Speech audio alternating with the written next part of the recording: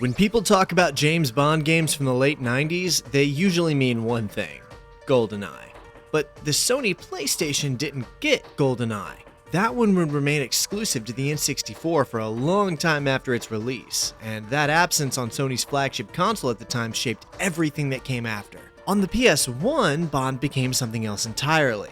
These weren't just shooters chasing a hit, they were games trying to figure out what a Bond game was supposed to look like in the first place. First-person experiments, awkward third-person hybrids, half-formed stealth systems, and mechanics that felt like they were invented 5 minutes before shipping. Some of these games were ambitious to a fault, while others were clearly rushed out the door. A few even accidentally stumbled into ideas the series wouldn't fully understand until years later. And hovering over all of it was the same question every developer had to answer in the shadow of the N64.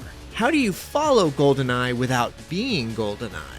This video is a deep dive into every James Bond game released on the PlayStation 1, what they were trying to be, why they struggled, and where they quietly succeeded. And because you can't tell that story honestly without it, we're also going to talk about the one Nintendo 64 game they were all reacting to, whether they wanted to or not, along with the lesser-known other N64 Bond game that goes overlooked far too often. With the new Bond game only months away at this point and the new film in active pre-production, 007 is about to make a massive comeback, and I figured this was a great time to take a moment and appreciate some of the character's history before enjoying what waits in his future. So let's take a look at every 007 game on the PS1 and the N64. The name's Bond.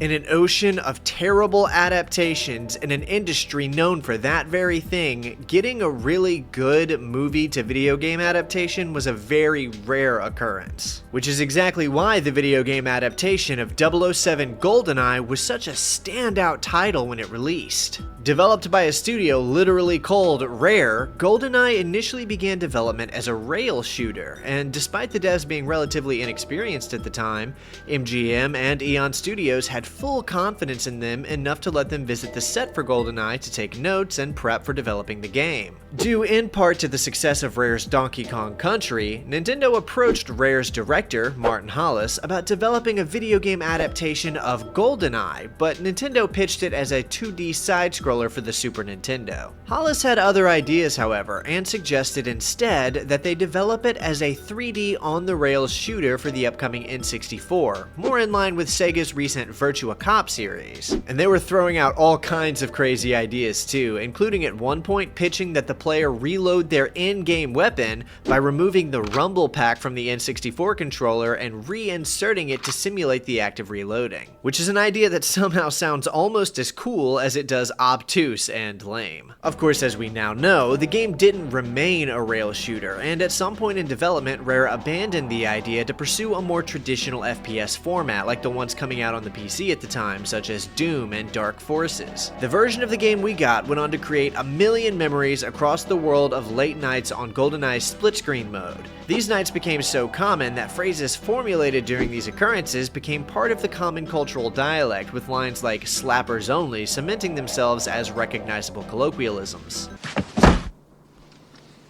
Sweet dreams. When it comes to ports or releases, however, this original version of GoldenEye pretty much only released on the Nintendo 64. Okay, yeah, well, that's a different GoldenEye. Alright, but no, that's also a different GoldenEye, but not the same different GoldenEye as the other Okay, look, Rare's 007 GoldenEye was released for the Nintendo 64 pretty much exclusively. Attempts at remasters and re-releases have occurred repeatedly, some even getting very far along like the Xbox 360 Marketplace version, but they all seem to end up either buried or bad, or so different that there's no DNA left of the original game. Nevertheless, we still did get this industry-shifting gem, one that revolutionized the split-screen experience and completely altered not only how people saw the Nintendo 64, but how they perceived console shooters as a whole. For England. For England, Alec.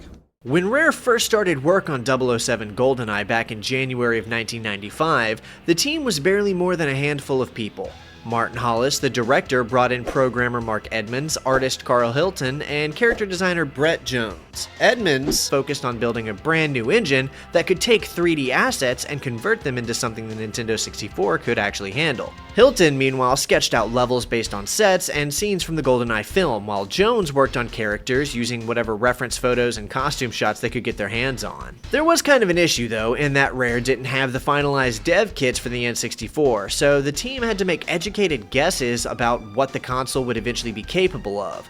To get around this, they used the Silicon Graphics Onyx workstation and some specialized Nintendo software to mock things up. The first year was spent making art assets and tinkering with the engine. At that stage, the game was so bare bones that you could pretty much only walk around in 3D environments with enemies. There were no missions, no objectives, and no action. As development rolled on, more people were brought in. Designer Duncan Botwood joined to help shape the levels, and later David Doak jumped aboard, contributing not just to the level design, but also to the game's AI system. A system that's a lot more impressive than I initially realized when actually playing the game. They managed to implement it in that every gunshot triggered a kind of invisible alert radius around the player. The more shots you fired in quick succession, the bigger the radius grew, pulling in more guards. It was a simple but clever way to simulate enemy awareness. By clever, I mean infuriating, by the way, but we'll get to that. Then of course you also had the multiplayer, which became GoldenEye's most iconic feature, and it didn't even enter the picture until much later. Programmer Steve Ellis was hired about halfway through development, and his biggest contribution was essentially duct taping multiplayer onto what was, until then, strictly a single-player experience. According to Doak, Ellis just sat in a room with all the existing code and hacked together a multiplayer mode that somehow worked. Some of these multiplayer levels then went on to be repurposed into single-player levels as well. The weapon design was equally interesting. Most of the guns in the game were thinly veiled versions of real firearms, like the Walther PPK or the AK-47.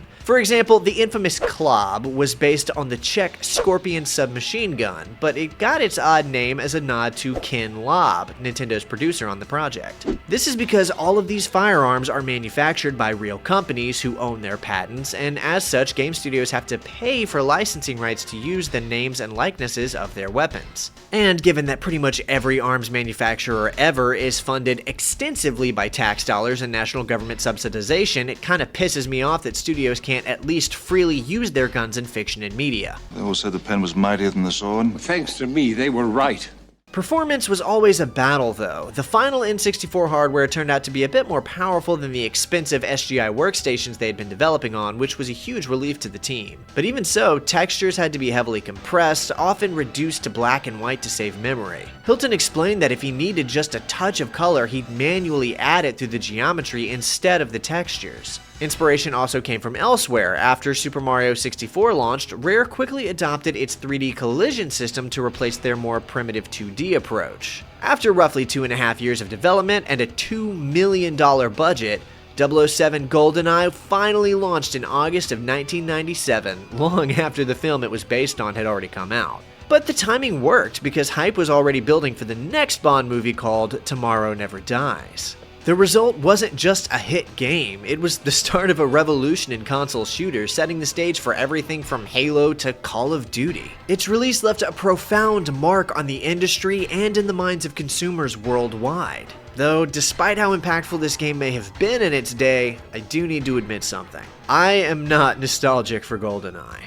Now, I've played a fair bit of GoldenEye in my life, but it wasn't one of my childhood games because I didn't have a Nintendo 64 until I was a teenager, and by that point, I also had access to an Xbox 360, which is where I was spending most of my time, so a game like GoldenEye, despite my playing and enjoying it, didn't really stick. There were a few choice cases where I played split screen with some friends, but they were few and far between, and GoldenEye wasn't ever the main thing being played in those instances, but more of a palate cleanser between other games. So I don't have that same attachment to it that many other people do, and as such, I'm probably going to be quite a bit harder on it than a lot of others might be, because to be honest with you, it kind of sucks to play. One rises to meet a challenge. I need to emphasize that I understand how important this game was for its time, and how much fun it can be to perfect and to play, but the fact is that I just don't think it's aged all that well. For someone who's looking for a fun, older video game to run through, this one can be pretty rough, and that's coming from someone who loves playing older games. In past videos, I've been pretty transparent that I am no fan of the Nintendo 64 controller. I think it's clunky and unintuitive to use, which is why, outside of some specific footage for comparison, I didn't. Thanks to the fan-made 1964 emulator, both GoldenEye and Perfect Dark can be played with a mouse and keyboard. You're thinking that makes the game too easy, that it's cheating, but you're wrong. Playing this on 00 Agent is still ridiculous. And I do respect the love that those of you who prefer this game on its classic analog hardware and controller give it, but I'm not doing that to myself. The footage that I recorded was done almost entirely on the 1964 emulator, which was made specifically for speedrunners if I'm not mistaken, and allows those of us who grew up on old PC shooters to actually play the game in a way that's fun and responsive. If you're hoping to enjoy that OG experience the way you may have grown up with it, then I get that you might not prefer this, but if you're just a general 007 fan like I am, hoping to enjoy the game as a fun shooter adapting a Bond film, then this is the optimal way to play it. There was also a totally remastered version developed by Rare for the Xbox 360 arcade with updated textures and made playable on a 360 controller, and supposedly a fully completed build of this game exists online and can be completed start to finish via the Xenia emulator. It looks awesome, and the fact that this game is basically complete and only got cancelled right before release due to licensing issues is honestly tragic. But it is out there somewhere if you want to go and find it. So let's do a quick breakdown of the game's 20 different levels and talk about what GoldenEye for the Nintendo 64 had to offer. But first, if you're enjoying the video so far, then please press that like button, subscribe to the channel, and leave a comment with your thoughts on GoldenEye. These things help the channel grow, which keeps me able to produce videos spotlighting older games similar to this one, and helps me on my road to 100,000 subscribers. I've also uploaded my own review of the GoldenEye movie, both for YouTube members and over on my Patreon, and plan to cover more 007 films as we go through the games. So if you're wanting more Bond content from me, then consider signing up. Thanks again, everyone. What, no small talk? No chit-chat?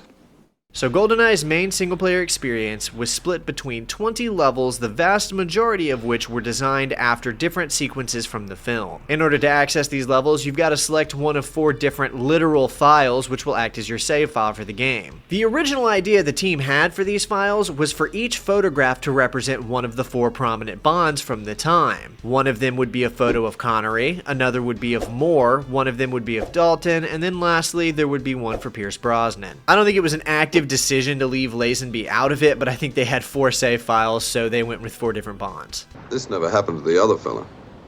Unfortunately, however, they did not get to implement this because they did not have the rights to use the likenesses of any of those actors. Although Connery would go on to appear as Bond in a video game, it would be long after this one. Apparently, you can still find character models in the game's files that have the faces of those different actors, but obviously they're not accessible in the game due to the aforementioned likeness rights. And so all 4 files are just pictures of Pierce Brosnan as Bond instead. Once we select our save file, we can then go in and start our single player experience. As you unlock each subsequent level, they appear as a selectable mission on this kind of film reel menu. This is a pretty interesting little way of displaying the missions. I like this. Unlike a lot of other games, the difficulty you select to play on will drastically change the experience you're going to have on each mission. Most games will just up the enemy HP or drop the damage that you deal, but GoldenEye will completely add brand new objectives that you have to complete in order to consider the mission a success. So Agent has the least amount of needed objectives, and then 00 Agent has the most. So for example, in this mission called the Bailamore Dam, which I hope I said correctly, we've got 4 objectives. First, we need to neutralize all 4 alarms, then install the covert modem, then intercept the data backup, and lastly, bungee jump from the platform. And to intensify the difficulty, the game never tells you what any of the objectives mean. You just kind of have to go based off of the name of the objective, wander around the level, try to interact with things, and then check your menu to see what items you have. If you've never played the game before, you're probably going to have a pretty hard time if you try to go through it on 00 Agent for the first time. Like, sometimes there's going to be items in your inventory that you need to select manually and then use them to interact on the right object to proceed. I guess it's kind of like an adventure game in that way. And each level does come with a intro and outro cutscene, and these are great. They do a lot to set up the atmosphere for each level. Like in this one with the slow pan showing us walking guards and a driving truck. You can still see the remnants of when this game was intended to be a rail shooter too. Now, because the film itself opens with Bond prepping to jump off of the dam, all of this other stuff was basically made up for the game. Although it is speculated that most of this opening sequence was based on the beginning part of the novelization of the film that in itself was also inspired by early drafts of the screenplay that featured a more violent confrontation between Bond and these guards at the top of the dam before the film actually starts. Oh yeah, and as for that truck I mentioned earlier, back when the game was being designed as a rail shooter, the player was intended to be riding on the truck as you pass through the checkpoints and have to shoot down guards, again, much like Virtua Cop. Now, despite being cut in this version of the game, it did go on to be implemented in the 2012 reimagining of GoldenEye for the Nintendo Wii, but that's an entirely different game. Now, I hadn't played this game in a really long time, so for pretty much every mission, I had all but forgotten where all of the objective things I needed to do were. It was basically just intuition that I quickly put together where this covert modem was supposed to go. But in a lot of the later missions, this did end up being a pretty major problem that had me wandering around maps aimlessly trying to figure out what to do. I had this problem back in Perfect Dark as well when I did a video on that one. And, I mean, given the hardware capabilities of the N64, this massive reconstruction of the dam from the movie is pretty faithful. Like, Rare did a really good job on this. And they must have known it too, because once we beat the mission, we're treated to a cutscene of Bond performing his iconic leap off of the dam from 2 different angles. Which then takes us to the second level of the game, the facility. This one picks up around the same time as the opening of the film, with Bond infiltrating the facility. And then I can only imagine how fans back in the 90s must have felt getting to explore the facility that they'd only seen glimpses of in the movie. Beg your pardon? Forgot to knock. This one itself is actually kind of harder for me to imagine trying to play it on rails because it's got a lot of movement and backtracking, and it really feels like it was obviously designed with the player being able to move freely in mind. Specifically this first little section where we're moving around trying to find the key to the first door. This is one of the levels that's been burned into my memory through pretty much my entire life. I still have memories being younger and playing through this level multiple times, so despite not having played it for many years, coming back to it, I still remembered most of this. Our objectives this time around are to gain entry to the laboratory area, contact the double agent, rendezvous with 006, destroy all tanks in the bottling room, and minimize scientist casualties. The minimization of scientist or civilian casualties is a reoccurring secondary objective for 00 Agent playthroughs. It does sound easy enough, but some of these NPCs can make it pretty hard not to accidentally put a bullet in them. As for these other objectives, if you don't know what you're doing, you can spend some time wandering around trying to find the aforementioned double agent. I did a couple of playthroughs, and I'm pretty sure the location he spawns in is different every time. Go into the comments and let me know if you can confirm this, but I did multiple playthroughs of this mission for this video, and every time I did one, he was in a different room. And you do have to contact him to get the key you'll need to progress, so trying to speedrun this mission on 00 Agent difficulty is probably a nightmare. Other than that, after making it to the bottling room, we get to link up with Sean Bean's likeness playing Alex or 006. They have their same iconic exchange from the film, talking about half of everything is luck, the other half being fate, for England, Alec, that whole thing. But there is a specific type of dialogue depending on how much damage the player has taken up to this point. If you lost next to no health, then Bond will say it was too easy, Alec, which is what he says in the film. If you lost around half of your health, then Bond will say it was a bit tricky, Alec. But if you're really low on health at this point, then Bond will say, I almost killed myself getting here, Alec. I found this particularly cool because this isn't the only instance where the game does this. There's actually several different dialogue exchanges throughout the game where, depending on different variables, the dialogue you're reading on screen will change. They were able to do this with relative ease because there is no voice dialogue throughout the entirety of GoldenEye. Now, I'm not sure if this was due to hardware constraints or memory limits being on the N64 cartridge or not, but there is not a single line of voice dialogue throughout the entire game. Unless you count a single track of laughing, but I don't really count that. So if you completed all of the objectives the way you were supposed to, then you can blow the bottling tanks and then just walk out the door. Although this is pretty different from how he exited this room in the film. Now, if you're playing relatively casually and you're not checking to make sure that you completed all of your objectives, you'll know once you beat the mission, because if you do complete all of the objectives, you're shown some kind of cutscene, and if you don't, you're just taken back to the main menu and showed which objectives you failed. From there, we move on to the next level called Service Runway. Now, it was a given that this was going to be a level in the game because this is one of the best set pieces from the film and one of the earliest ones we see. And despite being one of the shorter missions of the game, I think it's probably one of the best too. We've got 4 primary objectives to reckon with here. We've got to find the plane ignition key, destroy all of the heavy gun emplacements, destroy the missile battery, and escape in the plane. Much like how he did in the film, although we will not be riding a motorcycle off of a cliff like he did in the movie, unfortunately.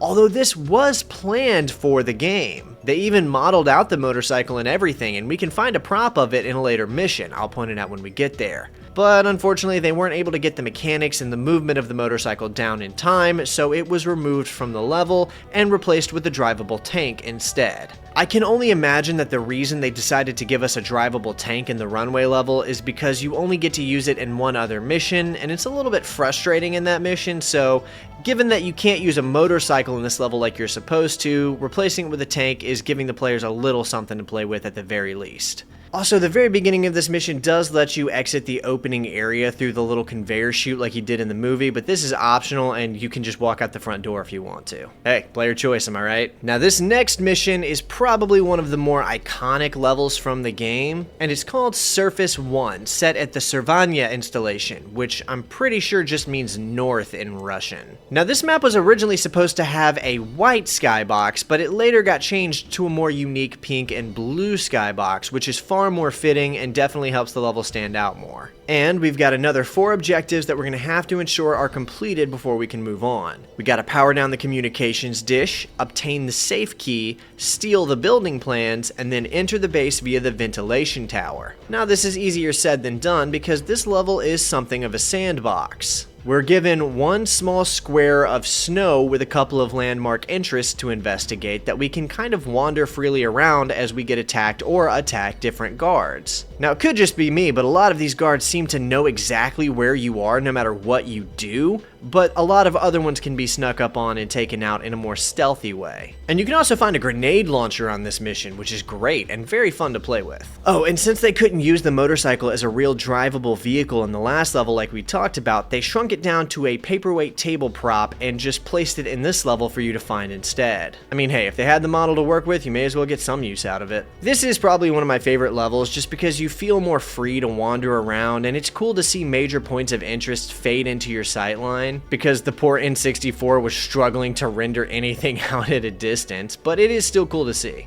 Now, something you might be wondering is, where the hell is this even taking place, because nothing like this happens in the film? Well, the answer is actually pretty simple. They made it up. Both this mission and the next 2 that follow it supposedly take place far in the past, like 3 years before the events of the film, I think, and it's just kind of like a little subplot that the developers made up to have an excuse to use these missions and extend the game's runtime. So what you're doing here doesn't really matter, but the long short of it is you need to sneak into the bunker to find the plans for the layout of the bunker itself, which will lead you into the silo mission, which I'll talk about in a minute. So we're in the bunker now, and our objectives are to disrupt all surveillance equipment, which means shooting every camera you see, copy the GoldenEye key and leave the original, get the personnel to activate a computer, download data from the computer, and photograph the main video screen, which again is easier said than done. Now, throughout my time playing GoldenEye for this video, there were only a couple of missions that really frustrated me, and this is one of them.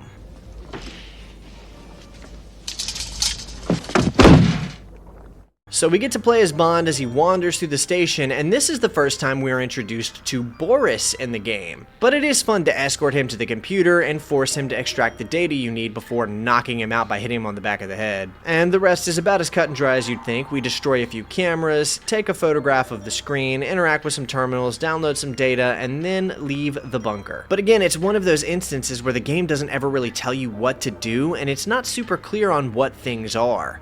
You're told to find the mainframe, so you just find a big hunk of computer-looking metal. You're told to copy a key, which requires that you find the key, and then go into the inventory and interact with your key analyzer object. It's kind of like an adventure game where you fumble around through the different things in your inventory and just try to interact with things across the level until something works. Anyway, the next mission is called Silo, and once again, it's just something they made up for the game. Nothing even remotely close to this happens in the film, but I'm honestly okay with it because it is a fun mission, and it does kind of feel like a remnant once again from when they were intending this to be an on-the-rails game. It's an incredibly linear level, although not the most linear level in the game, but it's mainly just a series of hallways that you have to power through and kill as many people as you can. Along with, of course, completing your multiple objectives, of which this time there are 5. We need to plant bombs in fuel rooms, photograph a satellite, obtain telemetric data, retrieve satellite circuitry, and again, minimize scientist casualties. This actually took me like an hour to do because I needed to figure out what I was doing wrong. At first I thought I was missing something, or I was just wrong on what I thought the fuel rooms were, but it turns out I just wasn't picking up a specific key dropped from a specific guard that just falls on the floor. So again, depending on whether or not you know what you're doing while playing this, it could greatly change how long it takes you to beat the game. Do you destroy every vehicle you get into?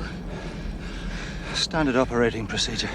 Now this level is technically inspired by something that did happen in the film, but it takes immense liberties with it. In the movie, we do witness Xenia on a top, infiltrating a ship, killing the pilots of a helicopter, and then commandeering that helicopter. But Bond shows up way later, and it's mostly a quick in and out. But for the game, they've extended it into a full mission, which is fine because this is kind of a fan favorite mission for a lot of people and very popular among speedrunners. This time around, we've got 4 objectives: rescue the hostages, disarm the bridge bomb, disarm the engine room bomb, and plant a tracking bug on the helicopter. And there's a whole horde of Giannis mercenaries littered across the ship that we're going to need to take out the entire time through. Now, like I was talking about earlier, Xenia Onatopp was actually supposed to appear in this mission in the game, but they cut her for some reason. I've seen speculation that there's a specific NPC spawn point in the level that was intended for her, but I don't know whether that's true or not. Although the mission briefing does reference her being in the level, it was actually changed at one point. In the final release, we get a comedic line in the briefing from Moneypenny where she says, quote, "They say she has thighs of steel, James. Just be sure to stay out of their grasp," end quote. Fair enough, but this line was actually different in the beta build of the game, where Moneypenny instead says, quote, "You know what I'm worried about, James. I won't be a bit impressed if you let that Xenia woman get on a top of you," end quote. At first, I thought they may have removed this Onatopp pun for being a little too silly for their adaptation, but then after rewatching the film, I realized they make an almost identical version of this joke in the movie. Good night, James. I trust you'll stay on the top of things. So I don't know why they changed it. Next up, we're headed back to the same surface level from before, but with different objectives this time. Now we need to disrupt all surveillance equipment, break communications linked to the bunker, disable the Spetsnaz support aircraft, and then gain entry to the bunker. Now this game does end up using quite a few of its arenas multiple times throughout its playthrough, but I'm pretty sure this was just to extend the playtime, and they are obviously trying to make things look a little bit different by giving the skybox a red and black tint and trying to make everything look like it's taking place at night rather than during the day. And I really do just adore the look and aesthetic and the atmosphere of this level. This is like the kind of thing someone would use as like the background video footage while they put on an N64 mix for 3 hours in a playlist on YouTube or something, and I would probably watch it too while I worked. Because something about this era of video games, particularly the shooters set in this like white snow with the dark skybox and JPEG looking tree background, it's just so comfy but also like interesting. It's probably just because I grew up playing shooters that look like this, but I do love how this looks. It feels like the kind of level you could get lost in. Upon completing our objectives and find the bunker, James ends up getting taken captive and finds himself in prison with Natalia. Okay, so Rare has clearly taken a few more liberties for this level because this didn't happen in the film, and this is not how Natalia and Bond met, and there's a dialogue exchanged here between the two that kind of happens later in the movie, but not here. So the level itself is kind of shoehorned into the story to bring us back to the bunker again, and it's also the worst level in the game and probably should have just been cut. First off, the level kind of ends up making itself impossibly hard through a sort of glitch that occurs. Any guards who are not directly in Bond's line of sight will spawn clones of themselves basically infinitely to go and investigate different noises that Bond might be making, and this will go on forever until the player manages to kill the original guard. Apparently, if you can manage to play this game relatively stealthily, you can avoid this occurring, but maybe I'm just not good enough at the game because it would always end up happening pretty much no matter what I did. They even hid these little throwing knives down this grate that you can use your magnetic watch to pull to you, and then you can try to be stealthy with these, and this is a neat little thing that can be played with, but it didn't help me remain stealthy for very long, and I always ended up going loud, and before I knew it, I was being overwhelmed with clones of clones of clones. And there's no shortage of objectives that you have to deal with here either. You've got to compare the staff and casualty lists, which of course you don't even know what those are, and you just have to flounder around the level until you find two different objects. You have to recover the CCTV tape, disable all security cameras, recover the GoldenEye operations manual, and then finally escape with Natalia alive. I mean, the level just kind of sucks. It's basically a complete rehash of an earlier level with more objectives and infinitely spawning guards. It's annoying to play, and it doesn't even fit in the film's narrative at all. It's just a made-up bonus mission, and it's not even very fun. The coolest thing about it is the throwing knives, and that doesn't really save it in my opinion either. So from there we move on to the Statue Park level in St. Petersburg, and this sequence from the film is actually one of my favorite scenes. The lighting, the fog, the atmosphere, the confrontation between 006 and 007, it is a great part from the movie. The map itself is relatively small, albeit a little maze-like before you get used to it, and the objectives are pretty quick and easy to complete, so it's not nearly as grating as the last level. The first thing we need to do is contact Valentine, which happens earlier than this in the movie, but they wanted to work it in somehow, I guess, and I think it's fine here, whatever. Then we get to play the confrontation between Giannis and Bond, which of course ends up being Alec. They take a few liberties here, as right after this in the film, Bond wakes up in the helicopter with Natalia, and in the game we fight our way to her, wake her up, and pull her away from the helicopter. Then we have to fight our way through the map to find the helicopter's flight log, which got blown somewhere on the map after it exploded, and then after that we see a cutscene where Bond and Natalia are once again taken captive. All of this is just like it happened in the movie, albeit with a few extra inclusions or alterations to make it make sense for the game. Totally fine with me. I loved this scene in the movie, and I also love this level in the game. It's a highlight for me, and if you really want to, you can even mess up the sequences and get some special dialogue. Like if you shoot at Alec before he's done with his dialogue, he'll say you're an impatient fool and now you're gonna die for it, and other little things like this. I have to imagine it's the little details like this that stood out to players back in the 90s. I mean, it's common knowledge that players do little things and replay levels over and over again, seeing what they can break and what they can make happen differently, so having specific little dialogue interactions just to account for the fact that a player might try to kill Giannis before it's time, it's those little things that make this game special.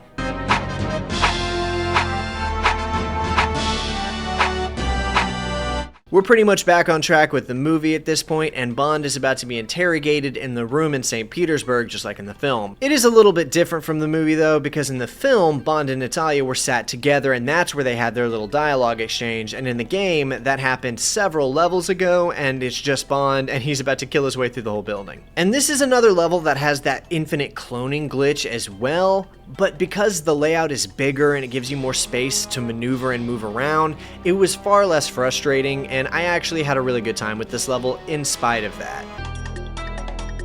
For England, James? No. For me.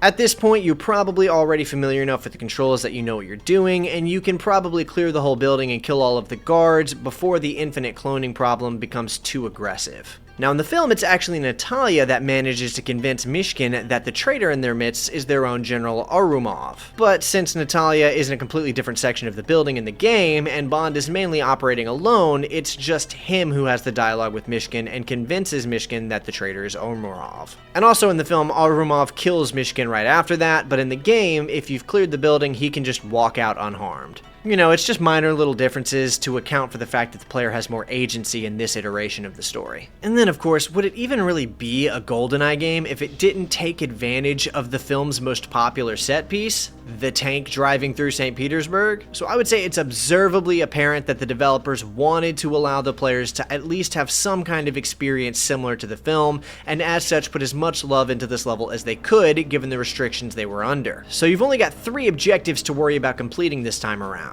Contact Valentine, pursue Arumov and Natalia, and minimize civilian casualties. Now you can actually play this entire level without entering the tank, which many speedrunners have learned to do with relative ease, but if you're more like me and you're just a general fan of James Bond and just want that authentic Bond adaptation experience, then you're gonna use the tank. I skipped 113, I'm a veteran! And of course, players do have access to it in an earlier level, but this is the level it was intended for, and I gotta say, it controls surprisingly well for a Nintendo 64 tank level like this. I mean, you do have to deal with getting shot at a lot, and there are a few obstructions in the form of these mines, but overall, it's pretty good. So doing some research on this level showed me that the car Bond was pursuing in the movie with Arumov and Natalia in it was originally intended to be present in this mission.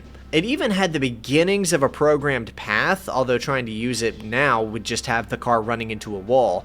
But it's cool that they had tried to implement something like that, although I'm sure it was probably the right call to just pull it from the level in totality. And there were also supposed to be several additional car models spread out throughout the streets for Bond to shoot at or run over with his tank, but several of them had to be removed strictly because the game's memory just wasn't able to handle that many assets in the level at once. So at the very least, you've got to acknowledge that the developers were quite literally pushing this level to its absolute limits to try and make it the best that they conceivably could. Up next is the Depot mission, which is another completely made up scenario for the game specifically that didn't appear in any form in the movie. In this level, we play as Bond as he fights his way through a sort of disused military depot, taking out different Giannis assets and trying to make his way to the train where they have taken Natalia. Our objectives are to destroy the illegal arms cache, destroy the computer network, obtain the safe key, recover the helicopter blueprints, and locate Trevelyan's train.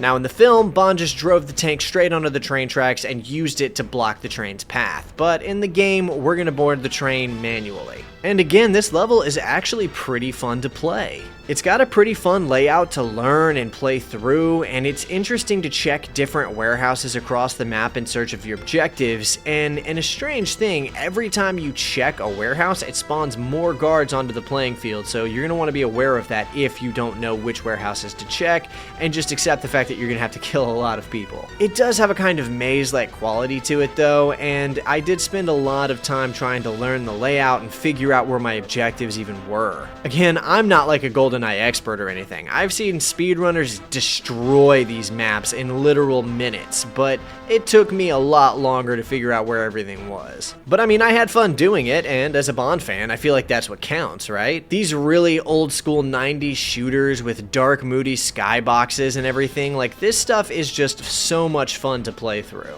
And I've also seen it pointed out several times online that the train model we find at the end of this level is way smaller than the train model we find ourselves on in the very next level, which, speaking of, once again brings us back in line with the film's progression. This is well known as the most linear level of the game, quite literally being a straight line, and again, I can see how this would have worked really well as a rail shooter. Now, call me simple, but this was one of my favorite levels in the game. I don't know why. I mean, it's literally nothing but a straight line of train cars and killing everything in between you and rescuing Natalia, but something about playing Bond on a train just feels accurate. I don't know. I feel like there's a lot of Bond stories that have him on trains for some reason. And also, the level is just genuinely pretty satisfying to play through, and the objectives aren't too wild or anything. All we need to do are destroy the various brake units we find across the train, rescue Natalia, locate the Giannis secret base, crack Boris's password, and escape to safety. And 2 of those things happen simultaneously after just pressing a single button, although it is the most obtuse part of this level, as if you don't know what's happening, it could probably take you a lot of trial and error to figure out. Okay, so let me explain. Once you manage to save Natalia at the end of this level, you have to interact with the computer terminal and then just kind of wait. After a few seconds, you'll start seeing dialogue appear on screen, and she'll start saying things about breaking Boris's password and finding the location of Trevelyan's base. All the while she's doing that, the player needs to equip his laser watch and burn his way through the hatch at the bottom of the train. Again, this actually did happen in the movie, so it's fun to have here. However, it's another one of those things where, like, how was I supposed to know this? The game doesn't tell you anything, you just need to figure it out, which I'm endeared to. I'm not really saying that as a criticism, it's just a quirky factor of this game. The train destroyed, we then fast forward straight to the jungle, which was a very small part of the film, but I mean, it was there, so accurate enough. But they did make up some fun objectives for us to tackle on our way through the jungle. Destroy the drone guns, eliminate Xenia, blow up ammo dump, and escort Natalia to the Giannis base. So right away, one of my favorite things about this mission is that there's no music.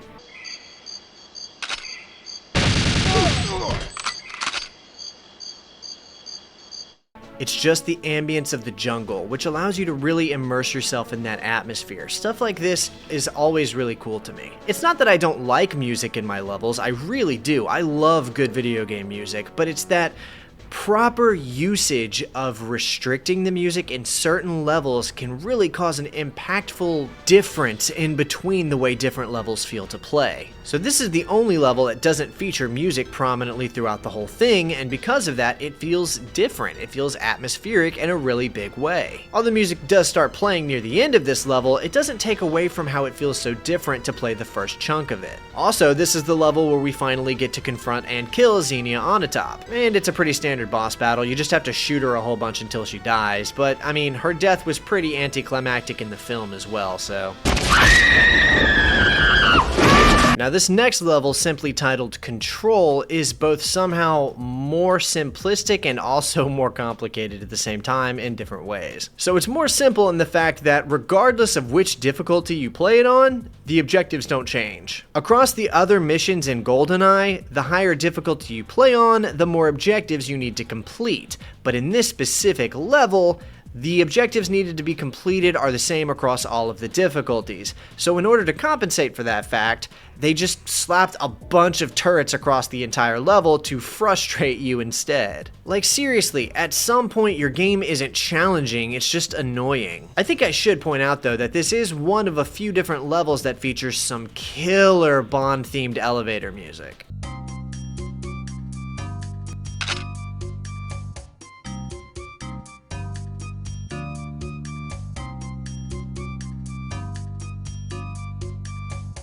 So this is the level that represents Natalia and Bond's initial infiltration into the facility from the film. Now in the film itself it didn't last very long, but in the game it takes quite a bit longer. Locating all of the different mainframes you need to find and placing the charges is hard enough, but you also need to be doing so while worrying about all of the turrets spread out across the different levels. Not to mention that once you're done with that, you have to go find Natalia and let her into the control room to reprogram the GoldenEye satellite. And if you find Boris and kill him before Natalia does this, she'll simply refuse to do so because you killed Boris. So once you do find Boris, you have to intentionally let him escape before Natalia will reprogram the satellite. But if you chase him down, he'll actually lead you to some body armor, so you're going to want to grab that. And funnily enough, speedrunners have found out that if you play it meticulously well, you can in fact get the interaction with Natalia to happen where she begins to reprogram the GoldenEye and still kill Boris in time, but apparently you have to play it mad quick to do that. This level also features some more unique dialogue based on how you play. After initially leaving the elevator, if you're able to knock everybody out relatively easily, Natalia will comment on how incredible of a job you did, but if you take too much damage, she'll simply point out that you've been hurt.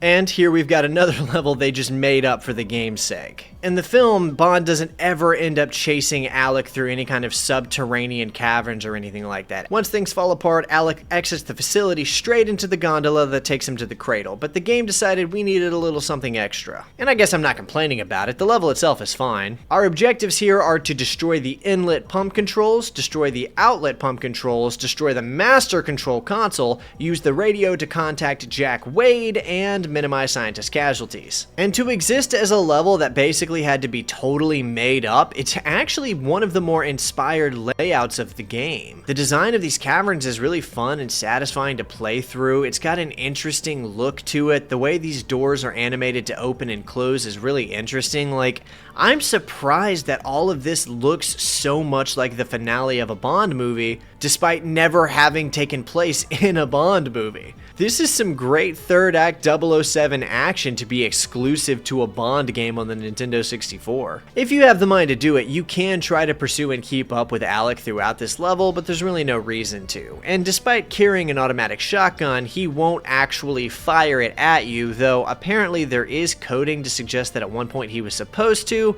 He still doesn't in the final game. If we're talking strictly layout and gameplay wise, I think this might be one of my favorite levels in the game. And it does have some really interesting design as well, although there's a couple I like more aesthetically than this one. Upon finding the elevator Alec just used to escape us, we follow suit and head into the last level of the story. Taking place on the antenna cradle, just like in the film, we only have two objectives this time around.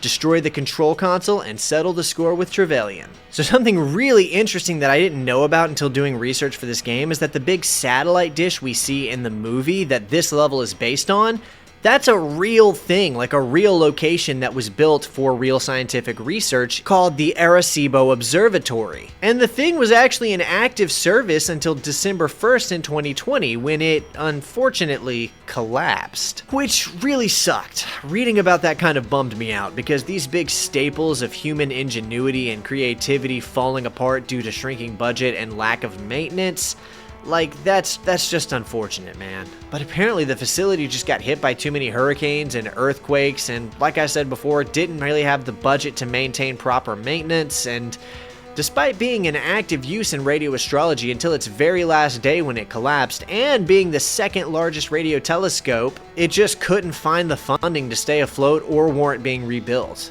And as of 2016, there is a larger telescope now in active use, so I guess it's just a relic of a different time. But I mean, hey, it's immortalized in the third act of GoldenEye, so there's that. Unlike the real-life Arecibo Observatory, though, the in-game level has 3 walkways, whereas the real-life observatory only had 2. And there are also a couple of notable differences between the events of the film and the events of the game taking place on this thing. In the movie, it's only Bond and Alec fighting their way across the cradle, and it's Alec chasing Bond. But in the game, not only are there dozens of Giannis mercenaries taking shots at 007 throughout the level, but also this time around Bond is chasing Alec. Not only do you have to chase Alec down throughout the entire level in order to complete it, but he only takes damage if you're shooting him while he is stopped and trying to shoot at you, which made me end up running out of ammunition several times and having to try and farm guards or reload a previous save or something in order to complete this level. But you'll know you're dealing proper damage to him if you start getting dialogue boxes popping up on the screen from him. Eventually, at the end of the level, we see their final exchange via dialogue boxes, and Alec falls to his death. We're then shown a cutscene of Natalia and Bond, and the credits roll, which is another difference from the movie, because in the film they didn't get this scenic, isolated kissing scene. Instead, it turns out they were surrounded by US Marines. After that, we're treated to a funny little sequence where we're shown the different NPCs and their names as if they're actors,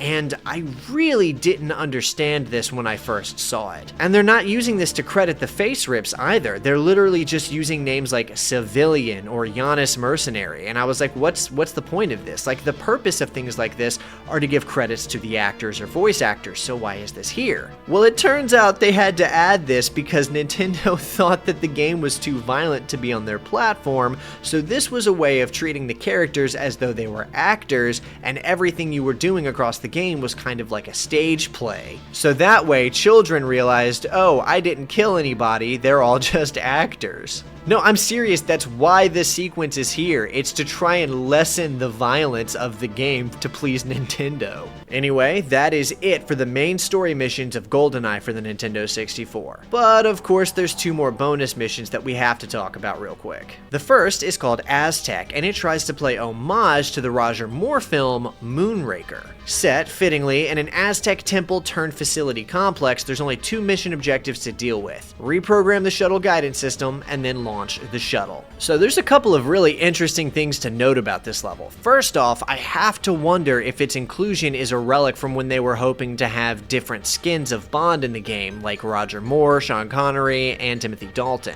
Second off, several of the Moonraker inclusions for this level ended up becoming synonymous with GoldenEye's iconic status as an N64 shooter, such as the Moonraker laser and Jaws. This would actually line up with the inclusion of Oddjob from the Sean Connery film Goldfinger as well. And another interesting thing to note about this mission is that female guards were modeled out and intended to be included here, but ended up getting removed so as to not tarnish James Bond's image by having him kill women. And it's not even consistent with the game itself because the player kills Xenia Onatopp as 007 like 3 or 4 missions before this.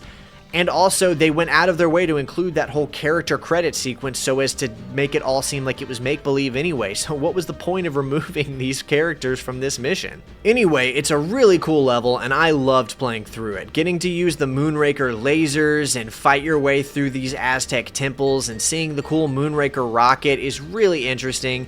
And of course, getting to fight Jaws as a boss battle is a fantastic inclusion for a 007 game. Even if it really has nothing to do with GoldenEye, I'm so happy this was included.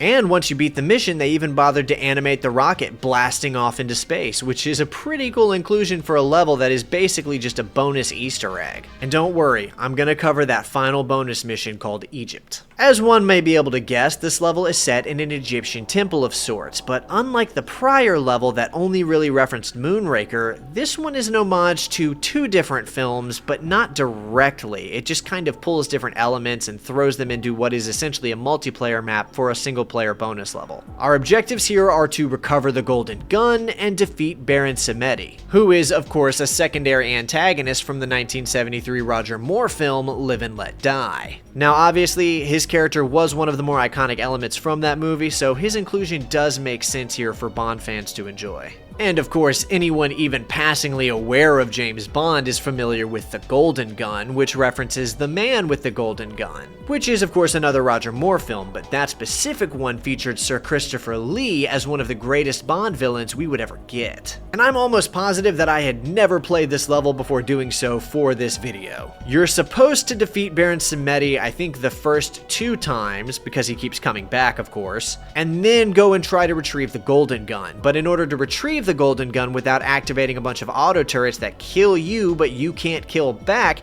you have to solve this Indiana Jones style puzzle by walking on the floor plates in a very specific order that you have to just figure out by trial and error. Like, there's no maps or hints or anything to let you know the right order in which to tackle these floor plates. You just have to do it. Now, for me, that wasn't very hard because I was just utilizing the quick save, quick load feature of the emulator, but how were you supposed to figure this out on the N64? I guess you were just supposed to try it, die, restart, try it. Like, that would take so long to figure out. This kind of sucks. But I mean, I guess after getting it, you're rewarded with the Golden Gun, which you can then use to go kill Baron Samedi, because as everybody knows, the Golden Gun is a one-hit kill. So between the Egyptian setting, which itself kind of references The Spy Who Loved Me, the inclusion of Baron Samedi to reference Live and Let Die, and the Golden Gun to reference the man with the golden gun, this whole level is just screaming how much the developers really did care about the Bond IP. And I'm really just glad it was them that were helming this game's development, because it's clear that their passion went on to solidify this as one of the greatest Nintendo 64 games of all time. Now, you can actually kill Baron Samedi without getting the Golden Gun first. It is a bit of a headache though, and I had to use cheats to do it, but you can do it. And then once the game is beaten, you get the true ending of the game, which is Bond leaving the Egypt level as Baron Samedi shows he's not dead yet and does his iconic laugh.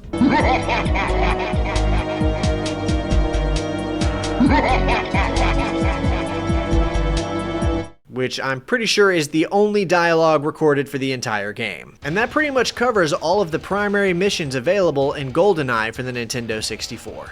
So I mean, what more can you really say about this game that you probably haven't already heard somewhere before? It's legitimately just a fantastic adaptation of a movie. Like, it's got its downfalls and its issues, but a lot of those can be attributed to the fact that it was being developed for the Nintendo 64, which in itself, due to its cartridge restrictions, made it hard to really push the game to the limits of what it could feasibly have achieved. Although, I mean, they did go on to develop Perfect Dark, which did take things to another level, but just looking at what GoldenEye was able to achieve not only as a first-person shooter on the N64, but as an adaptation of a Bond movie made for fans of the franchise, it is a fantastic game. And there were other games before this one that utilized the 007 IP and were based on the James Bond character, but they were all little more than novelties for fans of the movies. This one was definitely on another level. I mean, it really was the first great 007 game. And although it does have a pretty stellar campaign to play through,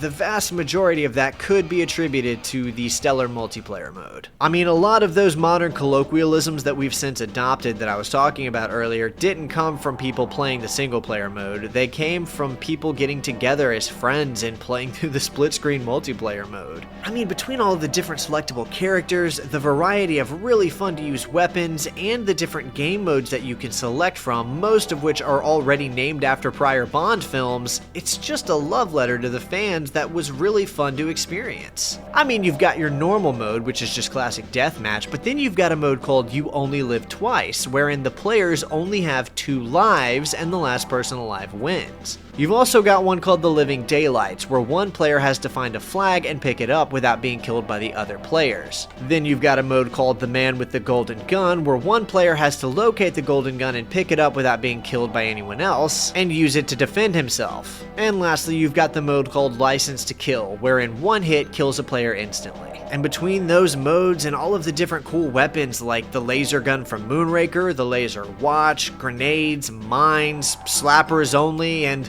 that one guy who would always pick odd jobs so that he was slightly shorter and harder to hit than everybody else. It was just endless hours of fun for players who wanted to schedule away a Saturday night, come together, hang out, and just play some GoldenEye. As for my own personal thoughts of the game, I've already made it pretty clear that I love it. I mean, I'm already a huge fan of the movie, but this game is still just a lot of fun to play on the mouse and keyboard. I don't think I would bother trying to play this on the original N64. Like, I would not do it. I would just stop. But I can see myself going back into this one on the PC again. It's got great levels, fun guns, an interesting little aesthetic, and a stellar soundtrack. I mean, I think most people will tell you that the audio for this game is a huge part of what gave it its cinematic punch. Being the culmination of hard work between Graham Norgate and Grant Kirkhope, this brilliant collection of tracks manages to blend the famous Bond theme into a variety of atmospheric songs that perfectly match up with each individual mission that they're slated to. And to complement all of these fantastic tracks were a variety of really well-designed sound effects as well. For an N64 game, a lot of these gun sound effects sound really thick and punchy.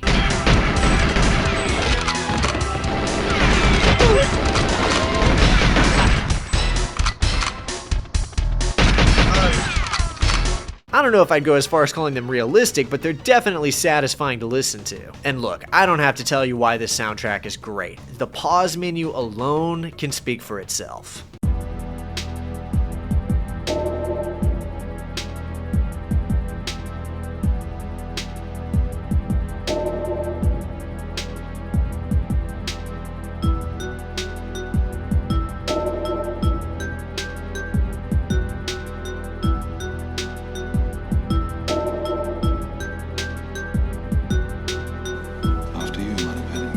No, I insist. You first.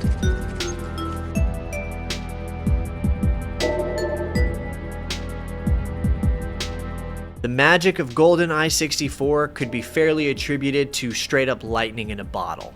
It's that kind of perfect storm where the right people were given the right opportunities at just the right time. It was an adaptation developed by people who actually liked and cared about the source material and put on a console where it didn't have a whole lot of competition to reckon with. And although it launched as an adaptation for a film that had already been out for a couple of years at that point, the follow-up to that film was right on the horizon, so media hype was still there. And ever since, you've had different studios, developers, producers, publishers, and even fans looking for different ways to recapture that magic, and it just hasn't happened. The one faithful remaster that actually ended up getting developed was canceled right before it released, and the various remakes and reimaginings always ended up missing the mark. It's just a really special game, not only for what it was, but for when it was. It managed to achieve something that I'm not sure could really be recreated. And I mean, like I said earlier, I'm not even the biggest fan of GoldenEye. I don't even think it's the best of the Bond games, but it very well might be the most popular of them. And you know what? I think that despite being a good game in its own right and a great 007 game, the best thing GoldenEye for the Nintendo 64 ever did was lay the foundation for its own successors to not only outperform it in every conceivable way, but continue to shift the direction of the industry by inspiring other developers in its own midst. And I do absolutely respect this game, but I don't know if I could recommend the average person go back and try to play through it for themselves for the first time, and especially not on analog hardware. Why can't you just be a good boy and die? You first. I don't know that the game design has aged super well. It's very obtuse and kind of hard to control, and outside of being a fun adaptation of the film's events for fans of that movie, it doesn't really have anything to offer that another game couldn't offer a better version of. Even like Perfect Dark, for example. So if you've never played it before, I guess I would say just look at the footage and take into consideration what I've said to determine whether or not you think this would be the kind of experience that would interest you or not. Otherwise, at the very least, based sheerly on how influential of a game it was, I definitely still do think it deserves all of the reverence that it's ever gotten. Bond. Rare's GoldenEye on the Nintendo 64. There's really no way to talk about 5th generation 007 video games without bringing up GoldenEye repeatedly, so I figured I would just go ahead and start this coverage off by saying its name. Because according to the CEO of Black Ops Entertainment, the studio who developed Tomorrow Never Dies for the Sony PlayStation 1, GoldenEye had, quote, raised the bar for video gaming in general, end quote, and there were several development decisions made for this game in direct response to GoldenEye's success. From the get-go, it was clear that both Black Ops Entertainment and their publisher, EA Games, was keen on not only outperforming GoldenEye, but showing it up in any way they could. Bigger set pieces, better graphics, beefier music, and even voice acting, which was a first for a Bond game. Bond. James Bond. This wasn't just some Bond game, though, or even just another licensed title. It was the first entry in what would go on to be called the Bond 6. 6 007 video games published under EA that improved with every release and repeatedly cemented themselves as some of the best licensed video games of all time. But not this one, though. I mean, it is the start of the Bond 6, but it's just not really all that good. So you'd think following GoldenEye that handing Rare the reins once again was a given, but that didn't actually happen because Nintendo lost the bid for the 007 license to EA Games. And so rather than going on to develop the Tomorrow Never Dies tie-in, Rare instead went all in on their own original IP called Perfect Dark, a game that I've actually already covered on this channel before, and I recommend going and checking out my full series video when you're done with this one. And now the development for the follow-up to an industry-shifting title could begin in full, Black Ops Entertainment had their work cut out for them, and as I said before, they were hoping to go all in on making the most bombastic Bond game imaginable. And they probably could have if they'd stopped reworking it and actually made what they set out to develop in the first place. I didn't realize it was public knowledge. Queen and country, James. The fact of the matter is that despite achieving an impressive number of ambitious set pieces here, this game is still a short-lived sprint through a series of 10 levels only loosely resembling the film it's adapting, where each level seems more directionless and less related to the film than the last. Whereas GoldenEye boasted 20 different levels, each one with a myriad of different objectives to complete, Tomorrow Never Dies only has 10 far easier to complete missions across its playtime, all of which together only took me around 3 hours total to finish, even while taking my time. Now, 3 hours to finish a PS1 game isn't exactly out of the ordinary for a licensed game like this, but I wouldn't call it acceptable either, even back then. And on a second playthrough, I bet I could easily crush the whole thing in closer to an hour now that I know what to do. A 3-hour total campaign, being generous, is bad enough, but then you have to reckon with the game's complete lack of multiplayer mode. One of the key components in GoldenEye's massive success was the multiplayer, and so the lack of such an integral feature might come across as a shock. Like, why would anyone ever make the decision not to include it? Well, you wouldn't, and they didn't. Multiplayer actually was a planned mode for the game from the start, along with a variety of other features that didn't make it to launch. There's so many unused assets in the game's files that indicate a multiplayer mode was very much in development at one point, but likely just wasn't finished in time for release. Along with a bunch of other things that were cut from the final game, like a variety of items, character textures, an NPC vehicle, a weapon, and even an entire additional mission, presumably the one intended to feature a diving mechanic. It's the opportunities for travel that I like best about banking. Right, so we need to talk about why this game feels so rushed despite having a full 2-year development cycle. Tomorrow Never Dies was not supposed to be an adaptation of the film's events, but rather an indirect sequel game that picks up where the movie leaves off and fills in gaps from the film's plot. It was actually supposed to be called Tomorrow Never Dies: The Mission Continues, and spent a long time in development under this direction, which is why there's such an abundance of screenshots from the beta build of the game that depict things we can't find in the final release. Things like an additional skiing mission, a scuba diving mission, a different car-based mission in the Swiss Alps, and even a shot of Bond in his tuxedo outside in a scene we don't get in the game. Also, there's multiple photos showing the game being played in first person, more akin to the GoldenEye gameplay that players at the time may have been expecting. And I'm kind of fascinated by these shots because they look so good. I'm sure it played poorly in this stage, but man, I would love to get my hands on this build and just see what these levels felt like. So what happened? Hostile takeovers.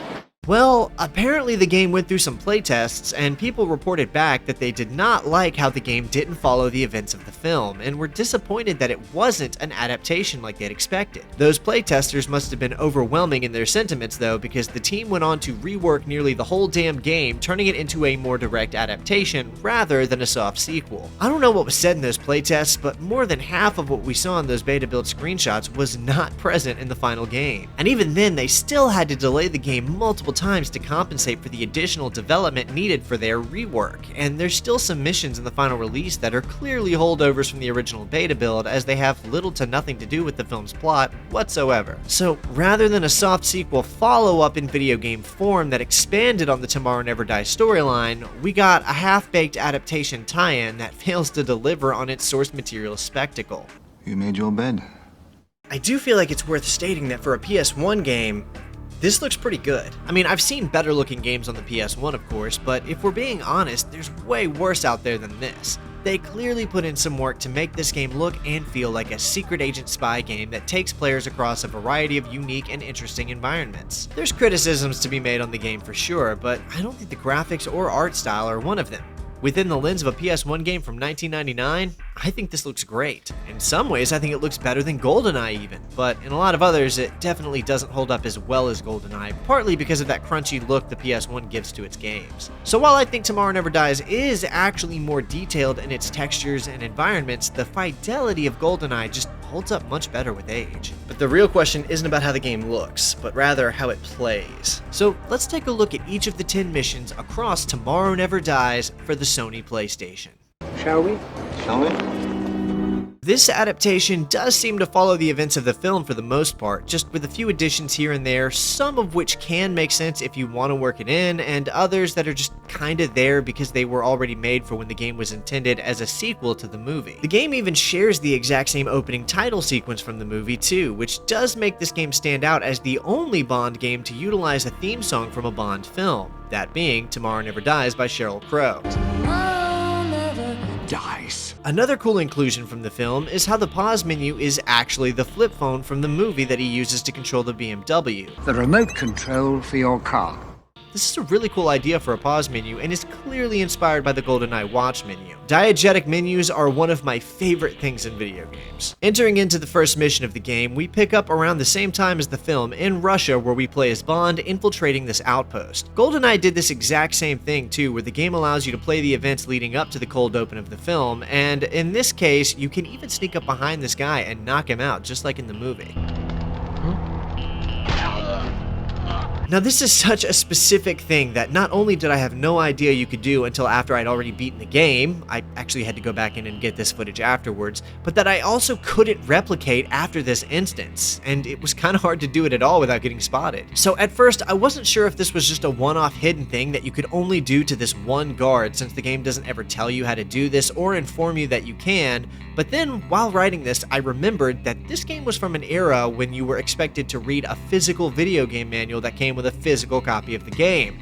And in that manual, it does in fact tell you that you can do this. I mean, it's kinda cool that they managed to add stealth mechanics into this game, but the actual game itself doesn't lend itself very well to any kind of stealth gameplay. So you'd have to go out of your way to even use this feature. It's still kinda neat though. This mission also kind of tricked me into raising my expectations for what the levels of this game were going to look like, because it's both one of the longest levels and has one of the biggest environments to wander through. Now it plays like the equivalent of trying to steer a wooden rowboat through rapidly drying concrete mix, but other than that, it's really cool. We've got landmarks to find, objectives to complete, and it's all set to a brilliantly aesthetic environment of this overcast purple sky looming over the snow-covered Russian mountains. It actually doesn't get any better than this in my opinion. I personally think this game opens on its strongest notes. I particularly like this scripted sequence where the helicopter drops off a bunch of soldiers that we gun through. The end of the mission is where things get fun, as the level shifts us into the end-level ski segment, which is something that the team was adamant on including due to the frequent skiing sections across the different Bond films. Another of which would conveniently be featured in the Bond film that released the exact same month as this game, The World Is Not Enough. The game's director, Will Bodie, who started off as a programmer before becoming the director, was so adamant, in fact, that when he was given only 30 days to create a game engine for the skiing levels, he actually managed to do it.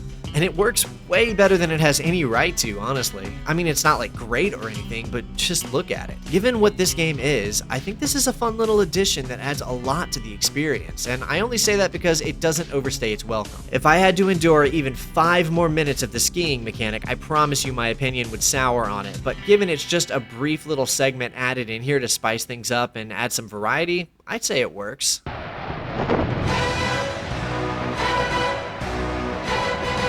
Which brings us into Mission 2, the Arms Bazaar. One thing you can't say about this game is that it doesn't have style. Look how intense the mission briefing sequences are between levels.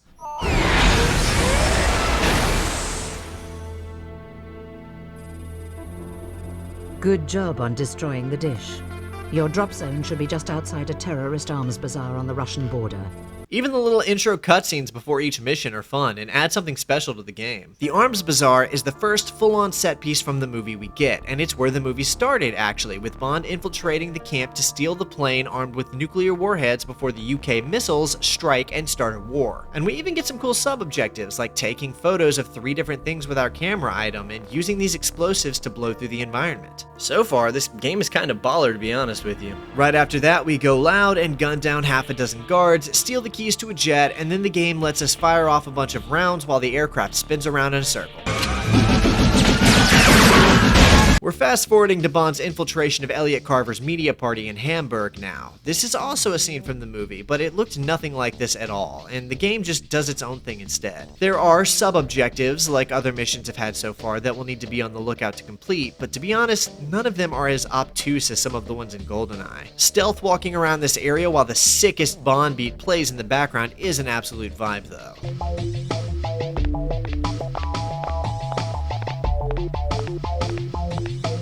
Eventually, we do find Elliot Carver's wife, Paris, and we see a kind of very much cut-down version of their conversation from the movie. I wonder what it would feel like if I ever saw you again. Now I know. The fact that there's dialogue between characters in the game like this is a step up from GoldenEye in that way, though. Things don't play out quite the same way here as they did in the movie, although it is similar enough to let it slide, I'd say. Bond does gun through a bunch of Carver's guards, of course, because it's a video game for the PS1, and Sony hadn't figured out people would be cool with 30 minutes of slowly walking while dialogue plays just yet. Mission 4 is another notable one, I think, because it takes place in the printing press building, allowing you to play through what is another of the film's best set pieces. The objectives here are to find the briefcase, retrieve the hidden encoder, and escape from the building, so very similar to the movie. I mean, the encoder is even hidden behind the picture frame and everything. It's a nice touch of familiarity for series fans. Oh, and we even get a version of one of the movie's best Bond quips. They'll print anything these days. That one always stuck out to me as a kid. Between that and gunning down Tomorrow security guards, oh yeah, the name of Elliot Carver's news organization is actually called Tomorrow. I do like this mission, honestly. It feels so nostalgic in the way it's put together, like it's got that quintessential PS1 game feel even just looking at it. Also, I'm trying to give the game some praise where I can because the next mission is one that I'm far less fond of.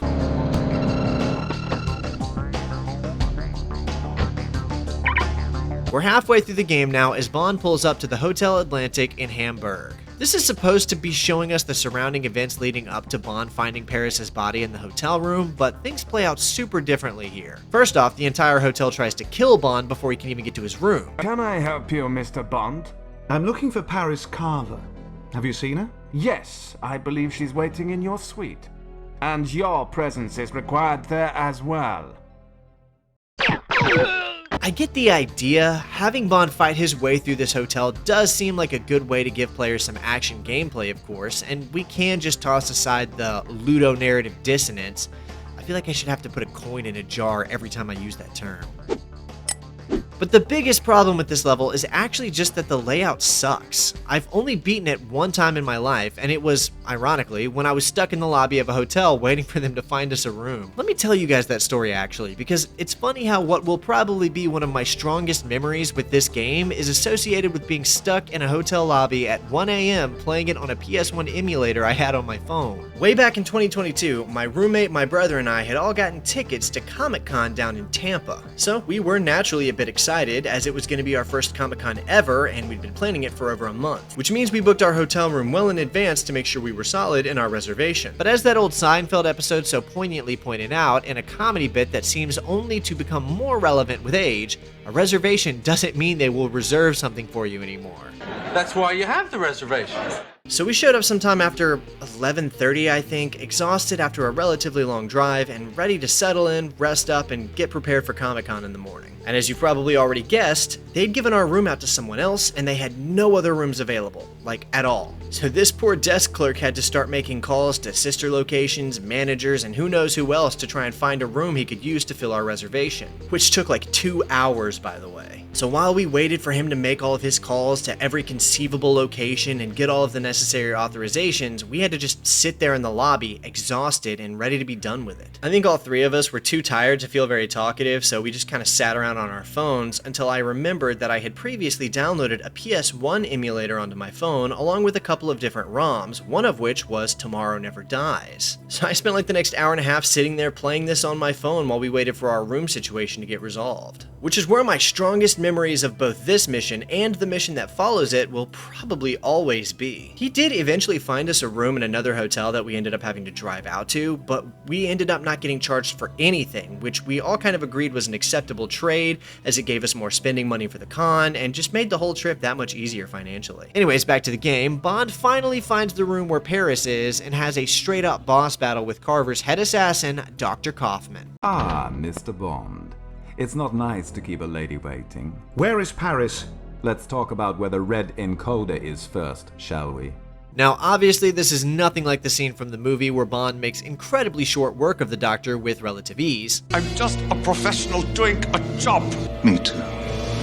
But I do think this particular boss battle is actually kind of fun. One thing this game absolutely nails is the style of it all. The way you can see the boss's health dropping and the small digits beside them just feels so much more stylish than giving them a big green meter over their head. I don't know why, but I just kind of like how this game went about that. Again, it completely sucks to actually play, but I still really appreciate the execution of the visuals here. Oh yeah, and Paris is alive when Bond finds her, for some reason. Are you alright, Paris?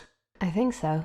We need to get out of here. Come on, follow me. Why, though? Paris being dead in the movie when Bond found her was kind of an important moment for that story. Changing that to keep her alive and then turning the second half of this level into an escort segment literally only makes the mission worse than it would have otherwise been. It also likely resulted in more work for the developers since they had to program her character to follow you around and give her dialogue when they could have just not included her at all. The only reason I can fathom for this decision is that they didn't want to show or imply that a woman had died in their video game, which, I mean, they did this in GoldenEye 2 by removing the female guards from the Moonraker mission, which I talked about in my coverage for that game, but also, like I said there, you still play out killing Xenia Onatop in that game, which is killing a woman. Not only that, but the whole reason this mission exists, along with more than half of the game itself, was because test audiences wanted the game to play out more like the film. So it's not like they can use the excuse that they were worried kids who hadn't seen the movie would play it, because they scrapped the entire original idea for the game specifically to make it more like the movie. It's just such a bizarre thing to change that has no positive upsides I can think of. Implementing this meant more work on the developers to create AI for an escort section, which they never utilize again, so it's just for this one level. It required recording additional dialogue, it contradicts the film, and it undoes an important narrative moment for both Bond and Carver's character in the story. The upsides are, theoretically, that we don't see a dead woman in the game, but they could have literally just not included her in any way at all, and it would have been more accurate to the movie. Just say Bond is there to meet her, and then never bring her up again. Have the boss battle with Kaufman, and move on. I've spent too much time on this level, I think it's time we move on.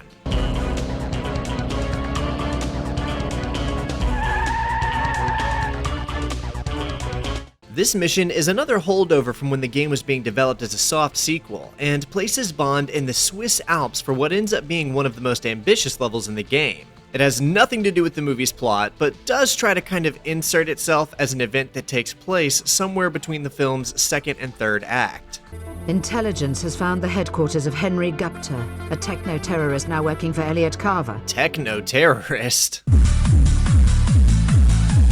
So Bond is hunting this techno-terrorist named Henry Gupta, who is actually a character from the movie, which I didn't even realize until writing this script, and is tasked with stealthing his way through this wooded area to meet up with Q and secure his BMW. We need to take down a convoy that's on its way to meet with Gupta. This is somewhat of an improvement over the last level, and also shows us a little bit of what could have been had the game continued on its original course to feature a more original narrative rather than acting as an adaptation. We get a sniper rifle with a thermal scope we can use to take out enemies hiding in these woods while we quietly kill our way to that bridge where Gupta's men have set up a barricade. It's a short little section, but I actually liked it. This game really is full of unique things like this. Even if the base game isn't the best, it's still filled with a lot of elements that make it special. Also, I got a little trigger happy and accidentally shot Q thinking he was an enemy.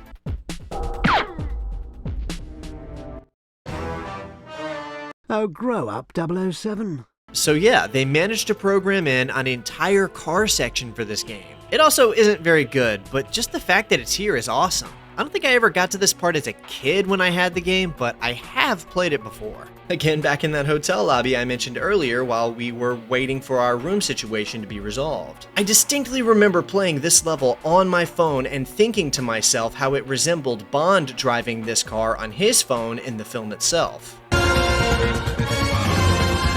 I didn't know that this level was in the game at the time, so it was just one of those moments I don't think I'll ever forget. It's a really short section, and they don't bring the car back in after this, which is a bit of a shame, but it's fun for what it is, and also the music is crazy good.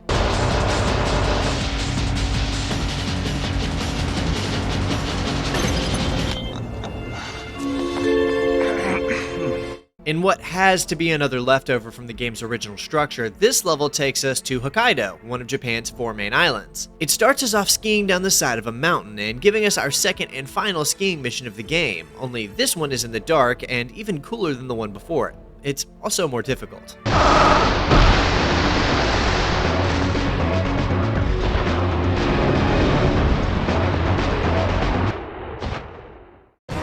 This is another mission that feels not only disconnected from the plot of the film, but also disconnected from the mission we just played, making this the second level of the game that feels kind of like a Bond sub-adventure, which is kind of cool in its own way. Though again, it is trying to tie itself loosely to the film's plot, as the target we're pursuing in this mission is named Satoshi Ishiguro, a chemical expert whom Carver had just cleared a $3 million transaction with just 2 days before a lethal nerve gas attack in Yokohama. MI6 believes that Carver paid Ishiguro to perform the terrorist attack, as his newspaper Tomorrow was the first to report on the story after it happened. Our mission, you ask? Simple. MI6 wants us to find and execute Satoshi Ishiguro. Next time I'll take the elevator.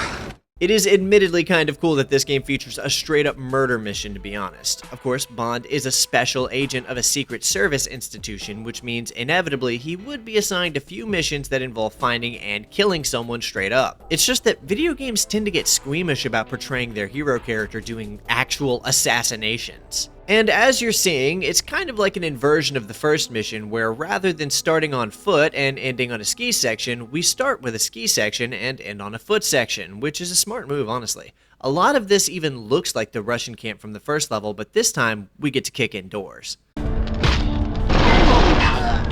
If this game had better feeling gameplay, I promise you people would have gone far easier on it, because it's got all the bells and whistles of a fun 007 video game experience. Fighting our way through this area, we do eventually find a bunker which takes us underground into Ishiguro's hideout. You can tell the game is prepping you for a boss battle too, because look how many health kits they've dropped all over the floor. It's like an id Software game or something. Ah, Satoshi Ishiguro. Seems you and Carver have been quite busy making headlines lately. I presume you are referring to the nerve gas attack, Mr. Bond. James Bond. Ah, he said the thing. This business between you and Carver needs to end. Seems to me the only thing ending is your life. We get another boss battle here as predicted, but it's really not as much fun as the one against Dr. Kaufman. It's just circle strafing around a room while mag dumping on a bullet sponge enemy. Wow, maybe it really is an id Software game. The 8th mission brings us back in line with the film's plot. At least to a degree. The briefing shows us the clip from the film where Bond and Wei Lin found each other diving for the sunken Devonshire like in the film, a sequence that I suspect was once intended to be playable according to those screenshots of a diving mission I talked about earlier, but instead were dropped off on the rooftop of a Carver Media building in Saigon. Our job is to find a data storage room on one of the top floors and find evidence of Carver owning a stealth boat that he's using to prepare for a nuclear strike utilizing a stolen warhead from the aforementioned Devonshire, which was the name of the boat that acted as the inciting incident of the film's plot when it was sunken. The level itself is pretty decent too. It's cool to start a mission on top of a roof, and they even gave Bond his blue shirt look like he had in the film during this point. Although this entire sequence is mostly made up for the game, with little to do with the movie beyond Bond being in the Carver Media building and having a conversation with Carver here. Wei Lin is also notably absent from the first part of this level as well, which had me actually wondering if she was going to appear in the game at all, but she does, we just haven't gotten there yet. Once we take an elevator down, we fight our way through Carver's penthouse floor, eliminating his various guards, destroying his weapon cache, and retrieving a data disk. We also get another cutscene that kind of loosely imitates a sequence from the film, but again, it's different enough where it feels more like an alternate timeline iteration than it does an adaptation of the film's intention. Mr. Bond, Miss Lin, welcome to Saigon. Always nice to see you, Elliot. I wasn't planning to open this center until tomorrow, but you're just in time to help me finish writing the inaugural story. Your obituaries.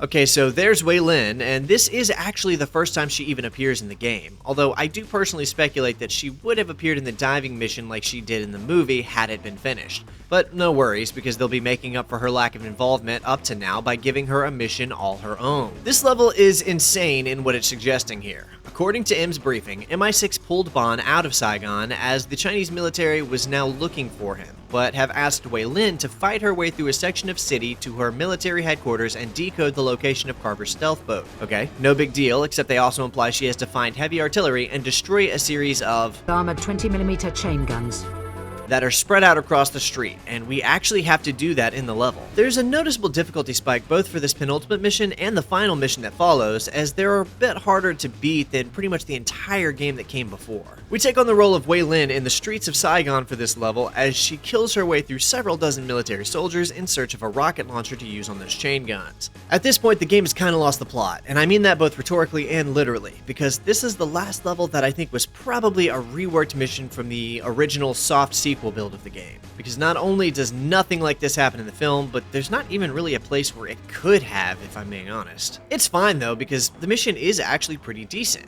I do think it's laid out a little strangely, as it did take me a while to navigate my way through it and figure out what to do, but the size also gave it a fun exploration aspect that I appreciated. I did end up running out of lives and having to restart the level though, because I didn't really know what I was doing at first, and there's 2 boss battles in this one mission that you're expected to take on, in addition to destroying the chain guns with a rocket launcher, which you have to kill the first boss to acquire in the first place. Ultimately, it was the helicopter boss that did me in on the first attempt here, as I was low on health and out of lives, but my second run through was much easier since I knew where I was going, and I worked out to destroy this wall and access a secret area that gives you a bunch of additional health and ammo. It's easily one of the more complex missions of the game, and the difference in content between this mission and some of the other ones in the game really seem to reinforce just how rushed a few of those other levels feel. It is at least fun to play through, which isn't something I can honestly say about the next and final level of the game.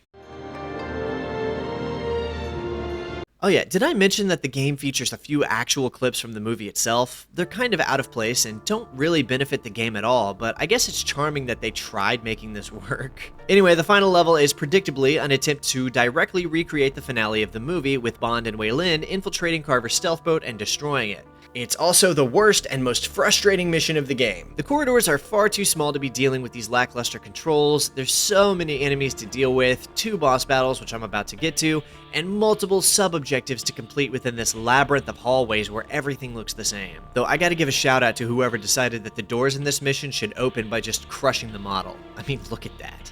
Our first boss battle is against Carver's primary henchman, Richard Stamper, and while their fight in the movie was actually pretty cool, the one here in the game is kind of awful. He just stands back there with a grenade launcher strafing left and right while we play reverse duck hunt with him. This is nothing like how the fight happens in the movie, but he still dies all the same, so whatever. And after that, we rescue Wei Lin from captivity, stop the nuclear mission launch, and get taunted by Carver for a bit. Still trying to write a happy ending? Too bad you're missing the key part of the story. I'm afraid you'll need this to disarm the missile. Carver, you can't win. The British and Chinese navies are closing in as we... Yeah, I didn't skip that. For some reason, both the opening cutscene to this level and that cutscene just cut off early without explanation. I'm gonna guess it's an emulator issue, but it may have been in the original game, I'm not sure. James,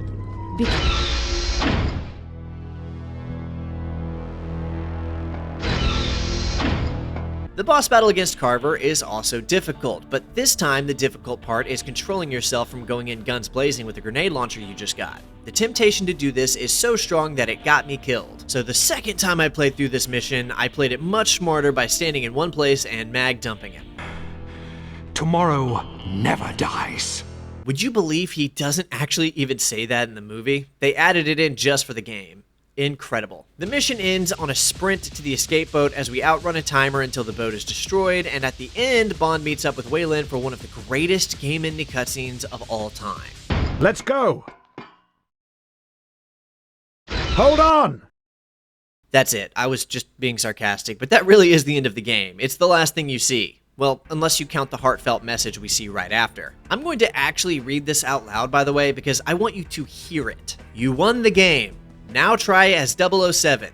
You can now play the movies from the option screen. Good job, Agent. First off, what they mean by try as 007 is try playing the game in the unlocked 007 difficulty mode. I had to go look up if the studio who made this was from a foreign country because of this, but no, they're American, based out of Santa Monica even. So I don't know why this reads like whoever wrote it spoke English as a second language. Anyway, that's Tomorrow Never Dies for the Sony PlayStation. Think we understand each other? It's a bizarre little game with not a lot to offer, but I still think the reputation it's garnered for itself over the years is perhaps a little bit unfair. The studio tried to do a lot with this game, and it did lay the stylistic structure upon which so many of the following EA Bond games would later build upon. The spinning 007 logos representing extra lives, the inclusion of driving sections, the design of the health and life bar and the heads-up display, so many of the ideas that debuted in this title would go on to persevere into future Bond games, which really re-cements the idea that this game feels like the first entry in what we now often refer to as the Bond 6. Now, I already talked about this a little bit earlier, but I really want to do a little bit of a breakdown on what games are actually in the Bond 6, because I'll be bringing it up in future 007 videos related to it, both for history's sake and also to pitch my remaster suggestions / hopes for how to go about releasing a series of Bond game remasters. The Bond 6 is comprised of 6, obviously, video games considered mainline entries in the James Bond video game franchise and published by EA Games. The games in this catalog are Tomorrow Never Dies for the PS1, The World Is Not Enough for the PS1, Agent Under Fire, Nightfire, Everything or Nothing, and From Russia with Love, all for the PS2. My pitch for what I would love to see in a proper remaster for older Bond games is really just these 6 games, which should be branded officially as the Bond 6 Collection, rather than that just being a fan term, then remastered sequentially, released over the course of like a year or something like that, and then ultimately bundled into a collection, much like how Microsoft and 343 Industries handled their slow drip feed release schedule, the Master Chief Collection, onto the PC. Here, I've even whipped up a potential cover art for what the collection could look like. I did this in like an hour, so it's really just a proof of concept, but please somebody give me these games on Steam. I'll be bringing this idea back up later as I cover those games, but for now, my point is that if you play this game with the idea in mind of it being like a rough first entry in a series of 6 games, then as a Bond fan, I do think that other Bond fans will find something to love here.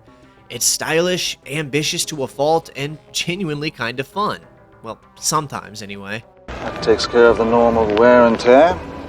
Ultimately, the core gameplay is still just not very good though, and all of the style and ambition in the world just can't dress that up. It's still quite stiff and janky to play, and half the time it feels like you're controlling a lumbering geriatric rather than an athletic secret agent. Given that the vast majority of the game involves running and gunning in a third-person perspective, you can see why this would be an issue. And that's when everything works as expected, because some features seem to be borderline useless. I'm thinking specifically of the melee attack during the ski sections. I quickly learned to just not even bother with this function. Which is why it's good that Tomorrow Never Dies does have one unquestionably great quality about it for me to cover that you've probably picked up on by now: the music.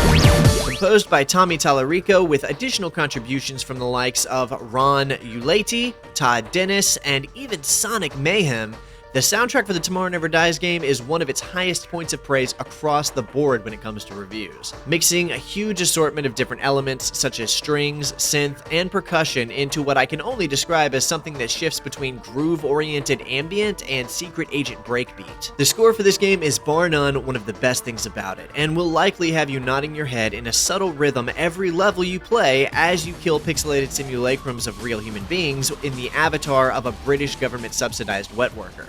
So really what we have here is an admittedly mediocre adaptation of a pretty good 007 film that started off with a lot of exciting ideas before eventually self-destructing into a hollow shell of its original intention to please playtesters, and I assume executives, with a vision that felt far safer than the developers had originally wanted it to be when they began development.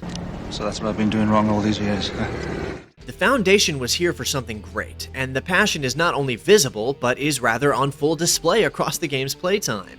These guys wanted to make something incredible that truly blew the minds of both Bond fans and casual gamers alike.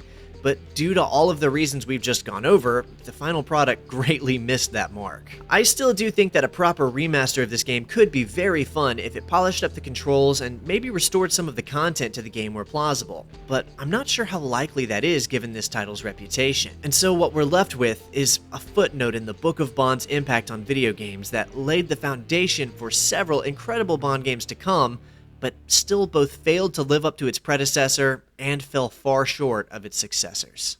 So you're a British spy. Do you have a name? My name's Bond. By the turn of the century, the James Bond IP had proved itself as one of the most exciting and profitable franchises on the planet, and just like with any recognizable and marketable brand, production companies were starting to prey on its lucrative licensing potential. Of course, I'm talking about video games. Hold on. Let's take it back 3 years just for a second. Rare's GoldenEye had set an exceedingly high bar to reach when it launched on the Nintendo 64 back in '97, and had basically become a cultural phenomenon shortly after its release, which is what led EA Games, having seen how much potential remained yet untapped within the 007 brand, to aggressively outbid Nintendo for the licensing rights to make video games based on the property for the foreseeable future, leaving both Rare and Nintendo behind. This then led straight into the tumultuous development cycle of GoldenEye's 007 follow-up game, Tomorrow Never Dies, for the Sony PlayStation. Tomorrow Never Dies ended up taking 2 years to complete due to a series of different developmental issues, including a total overhaul to convert the game from its original concept of a soft sequel to the film it was based on into a direct adaptation of it, which resulted in a multitude of delays and a plethora of content being cut from the final release. The game did manage to sell reasonably well, but fell short of expectations both critically and financially, which left the studio who made it, Black Ops Entertainment, feeling dissatisfied with the compromised product, and EA Games unhappy with the sales figures. But Black Ops Entertainment wasn't finished just yet. In fact, they were already itching at their opportunity to make a comeback, and EA was quick to greenlight their second chance to do so by handing them the licensing rights to adapt the latest Bond film, The World Is Not Enough. And then they were given roughly 1 year with which to do so. I suppose we all have to pay the piper sometime. So the crew got together and immediately began working on their brand new Bond endeavor by improving the engine they had already developed previously for their Tomorrow Never Dies game. I think you can tell when you look at it too, since although The World Is Not Enough does admittedly look better, it also still looks very similar to the style of its predecessor. Except, as you can also see, this time it's all in first person. Gone is the awkward third-person perspective, and in its place, a new first-person viewpoint designed to bring the series closer to the kind of immersion GoldenEye had perfected just 3 years earlier. Producer Joel Wade described the change as a way to, quote, pull the player deeper into Bond's world, end quote, making every mission feel more personal and intense. To make it work, the team had to rewrite massive portions of their old engine, adding new animations, new sound effects, and entirely new scripted sequences. The targeting system was rebuilt, draw distances were extended, and for the first time, every enemy in the game was fully motion captured with over 30 distinct movement sets. In fact, Black Ops even hired Keanu Reeves' stunt double from The Matrix to handle the acrobatics, so that's pretty cool. The studio had originally planned to include a multiplayer mode too, but much like with their previous entry, the mode was once again cut before release as they believed splitting focus would hurt the single-player mode. And after Tomorrow Never Dies, they couldn't really afford another misstep. The World Is Not Enough for the PS1 eventually hit store shelves on November 7th in the year 2000, just 1 year after both the film it was adapting and its own predecessor game had previously released. Once again, the critics were mixed on their opinions of the adaptation, but the game did quietly accumulate an audience as it went on to sell nearly 1.5 million copies worldwide, even earning a gold sales award in the UK for moving more than 200,000 units. For Black Ops Entertainment, the game's success, regardless of its rough-around-the-edges quality, was proof of their capabilities, and for EA Games, it was a gambit that seemed to be paying off. Although, unlike last time, EA had made sure to hedge their bets and not stake it all on Black Ops Entertainment alone.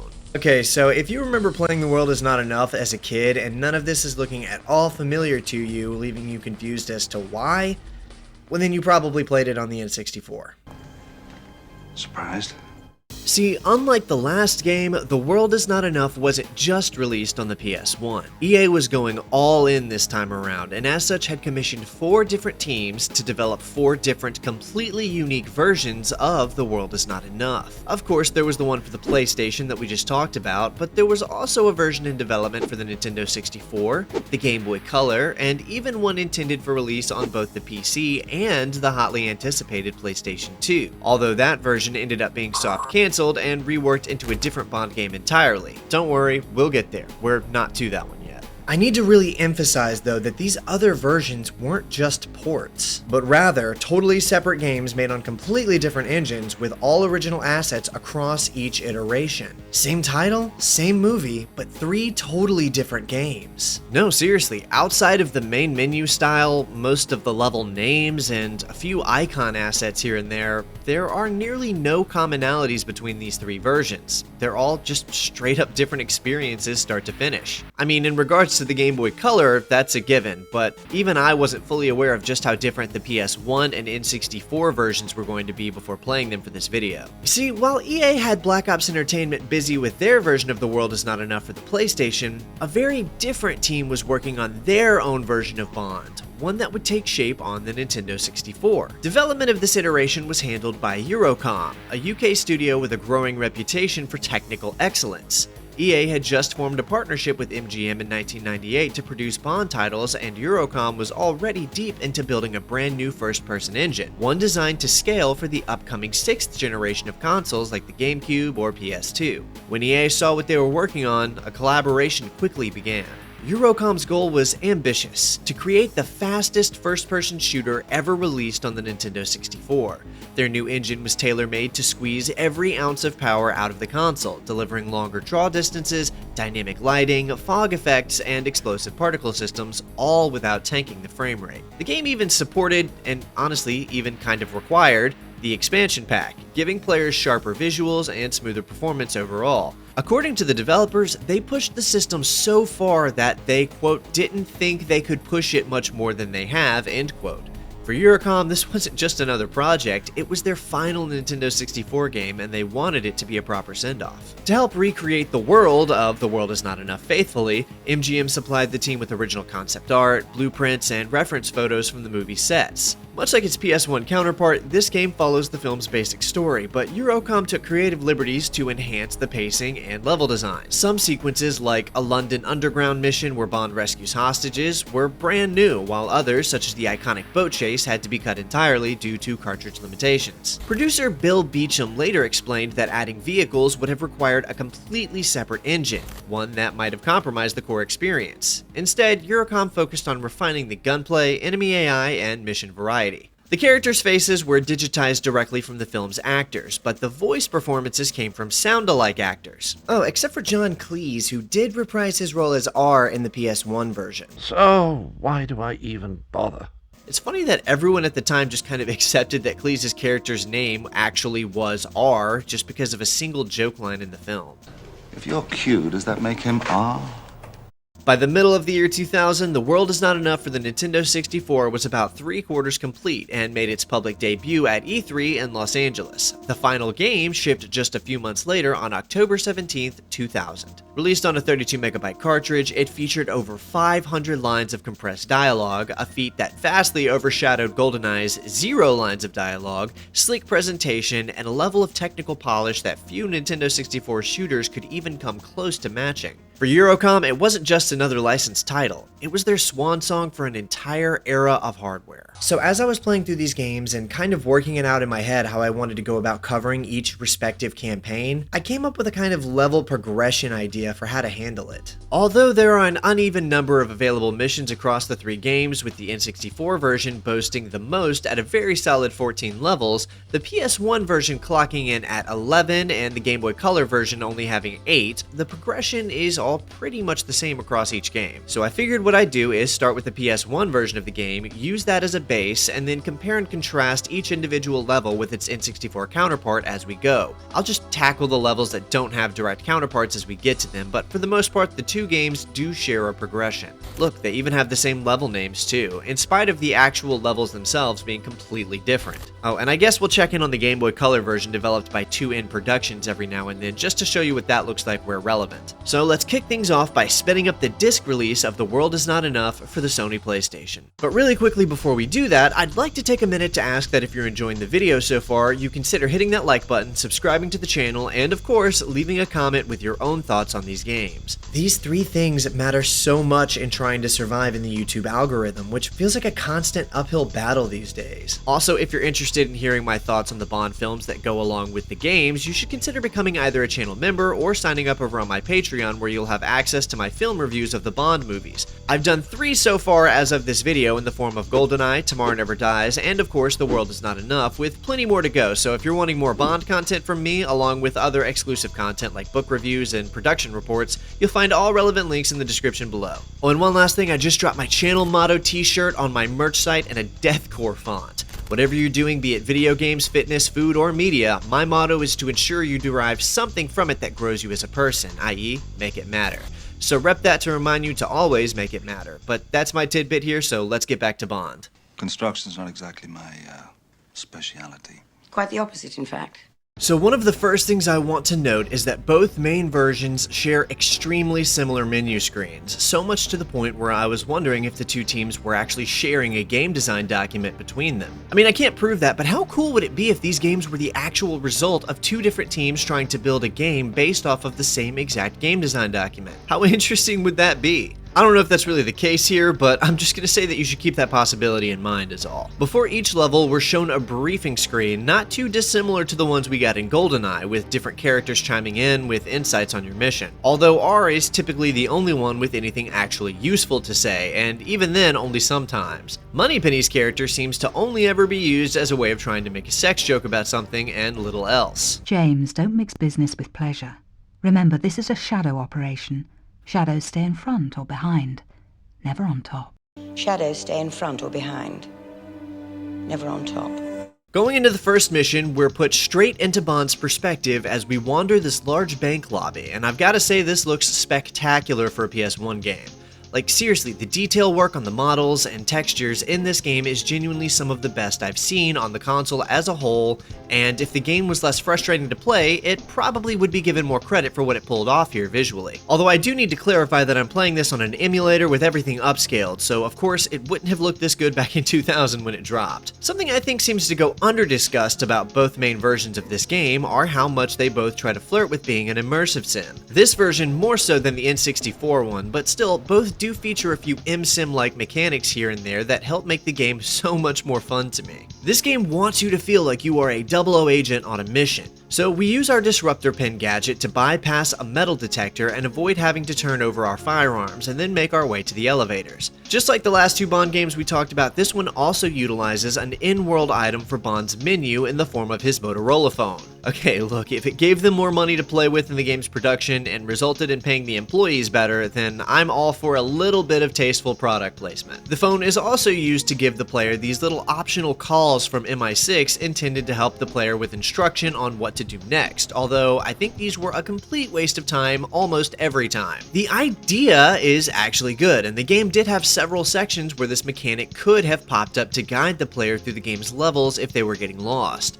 Like, the game could have used this feature in a decent way, since I did have to look up what to do once or twice in places where this feature could have resolved the issue, but they didn't really use it for that. A prime example is me not knowing what to do with this thermos for like 5 minutes because I couldn't interact with it despite the prompt being there. You're actually supposed to go to your inventory menu, equip the fingerprint scanner, use it on the thermos, and then take it to the door to LaChase's office and use it again. Now, this isn't one of the things I had to look up, as I was able to figure it out pretty quickly, but it is a good example of a time when the game could have seen how long the player was lingering and then called in to guide the player to consider checking their inventory. Metal Gear Solid did this very well actually with its codec calls. Now, if you don't want it to do that because it removes the agency of the player figuring it out on their own, then I totally get that and fully support it even.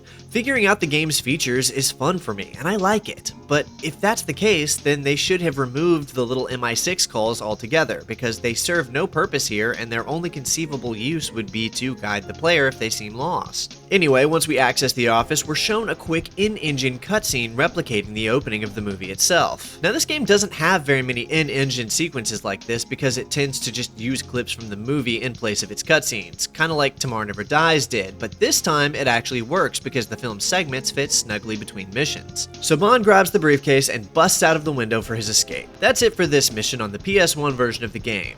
But what about the N64 version?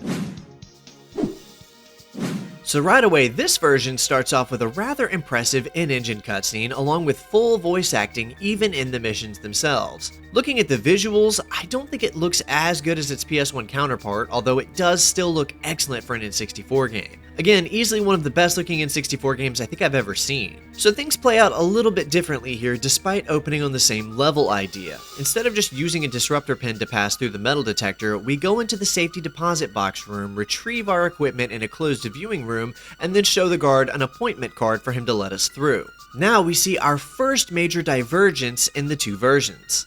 The PS1 level obviously elongated this opening sequence to turn it into a full level, but still ended on the confrontation with LeChase. The N64 version puts all of that extra fluff after the meeting with LeChase. Your last chance. Give me a name.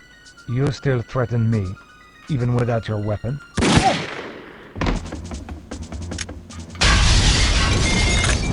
So instead of just jumping out the window like we did in the PS1 version, which itself was emulating what happened in the film, we get an entire shootout segment where we kill our way through the upper floor of this bank and complete a series of objectives. You might be thinking to yourself that this looks a lot like how GoldenEye played, and you're right, it does play just like GoldenEye. In fact, I think it's fair to call this game the true sequel to GoldenEye even, since it feels exactly like it, just more convoluted and at times less fun. But it does feature a lot more gadgets to play with than GoldenEye had, like how we scrub the data from the cameras using a gadget, open a safe using a gadget, and crack a keypad using a gadget. And all of that is just in this first level. It's cool, I like it. Once all of that is done, we make our way down the stairs and out of the bank. Now, this is obviously a pretty major divergence from the movie since we don't jump out of the window, but at least it's fun. Oh yeah, and how about the Game Boy Color version? Well, you walk around a bank-like area, and then we find and confront LeChase, and then punch a couple guys, and oh look, we get a gun. Anyway.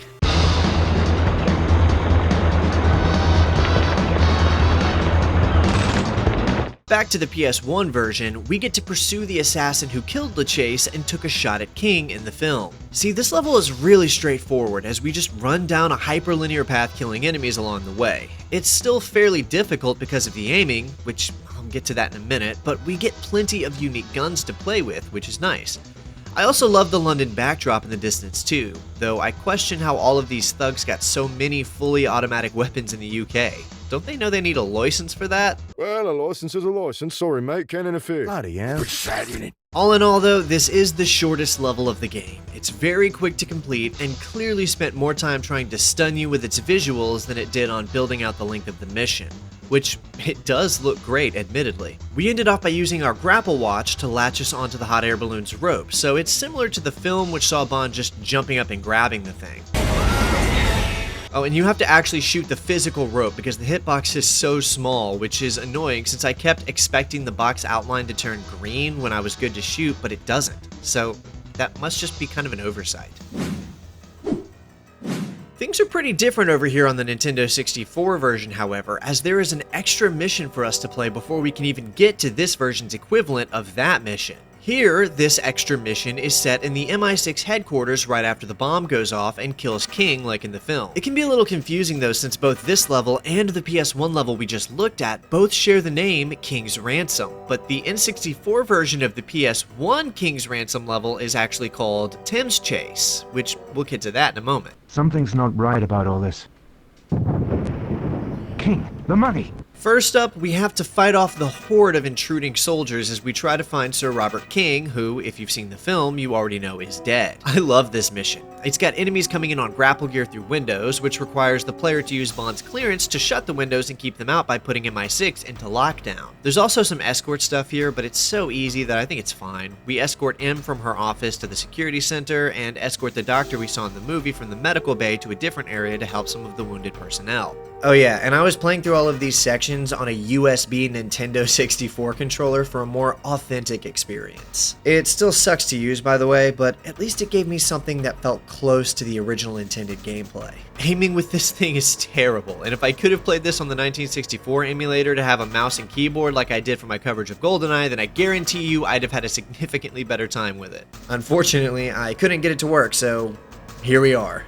This mission really does just feel like something from GoldenEye, but better. The weapons are punchier, the visuals are slicker and more detailed. It's an exceptional level that easily both plays just like something from GoldenEye while holding up against the best of that game's levels. Which is more than I can say for the Game Boy Color version, which just kinda has you wandering around the MI6 office shooting people. Once we're done fending off the intruders and securing MI6, Bond can begin his chase after the assassin, just like we saw in the movie. Stop! Stop! It isn't finished! The fact that we get a cutscene depicting the boat chase already gives this game a 1-up on its PS1 counterpart in my opinion. Speaking of, we're still not ready to move back over to the PS1 just yet, as we're only just now reaching the N64 game's version of the last PS1 level we saw. Although this version is significantly longer, as the map for this level is probably twice as big and easily took me twice as long to beat. Part of that is also just because it's way harder. I was definitely safe scumming my way through these games, but if I didn't, it would have taken me forever to beat them. So right away, you'll probably notice there's significantly more verticality here than the PS1 level had, along with much bigger layouts for its areas. I'd say this is actually just a common theme across these two versions. The Nintendo 64 version is just way bigger in general. It's got more levels, and each of these levels are usually twice the size of their PS1 counterparts. Oh yeah, and this version has a jump function where the PS1 version doesn't, and you're expected to use this jump function quite a bit, even though it didn't seem to work very well. Not to mention the watch functionality. So yeah, GoldenEye had a laser watch, but so does this version of The World Is Not Enough, along with a sleeping dart function, a stun function, and even a grapple function, which we frequently have to use throughout the levels to progress. How about that? Also, look at all the assets they made for this game. Just in this level alone, we've got an entire dock section complete with boats and running water. I don't think I can elaborate how impressive this is for an N64 game, even if it does need the expansion pack to run smoothly. So once we fight our way to the end of this mission, we're still not quite ready to move back over to the PS1 yet, because the N64 features yet another extra mission here exclusive to this version. So before we move on to that, let's take a quick look at how the Game Boy Color handled its take on this level. Okay, so we've got some piers, and that's kind of like the level, and wow, a lot of guys throwing some grenades. Alright, anyways, back to the N64 version. Hold on, sir. This area is sealed off. We have a hostage situation. I'm with MI6. Let me through. This level is called Underground Uprising, and like I mentioned before, it's another level unique to the Nintendo 64 iteration of the game. There were some liberties taken to add this level, as Bond takes a detour from his pursuit of the assassin to thwart a terrorist attack on a London subway where these guys, presumably under orders from the movie's villain, Renard, have taken hostages and planted a bomb. So our objective is simple enough. Fight our way through the subway, free the hostages, disarm the bomb, and kill every single terrorist we find. And look at how they've even got moving trains through the subway. This is insanely cool, and I feel like this game gets overlooked given how much it managed to accomplish here. Although the level itself is actually really short once you know what to do. It'll probably take you several replays to figure everything out, which makes it feel longer, but due to the 5-minute timer, the actual mission is only just around over 5 minutes long, even after disarming the bomb. Oh look, a train section. Yes, it's only a single non-moving car, but it's fighting guys on a train, so it still counts. Now, shockingly, even without knowing where the bomb was in this game, I found it in the literal first stall I checked. So I'd say my instincts are pretty spot on, and MI6 should reach out to me in real life immediately. I'm ready for my 00 number. With the bomb defused, which you have to actually do by tapping the disarm button without overdoing it and causing the thing to explode, we can finally fight our way up this stairway. I mean, grapple our way up these stairs. We can bust through the door, rush out into what looks like someone's backyard, and leap onto the hot air balloon, which catches us back up with where we left off on the PS1 version. Tell me who's behind this. I can protect you. Not from him.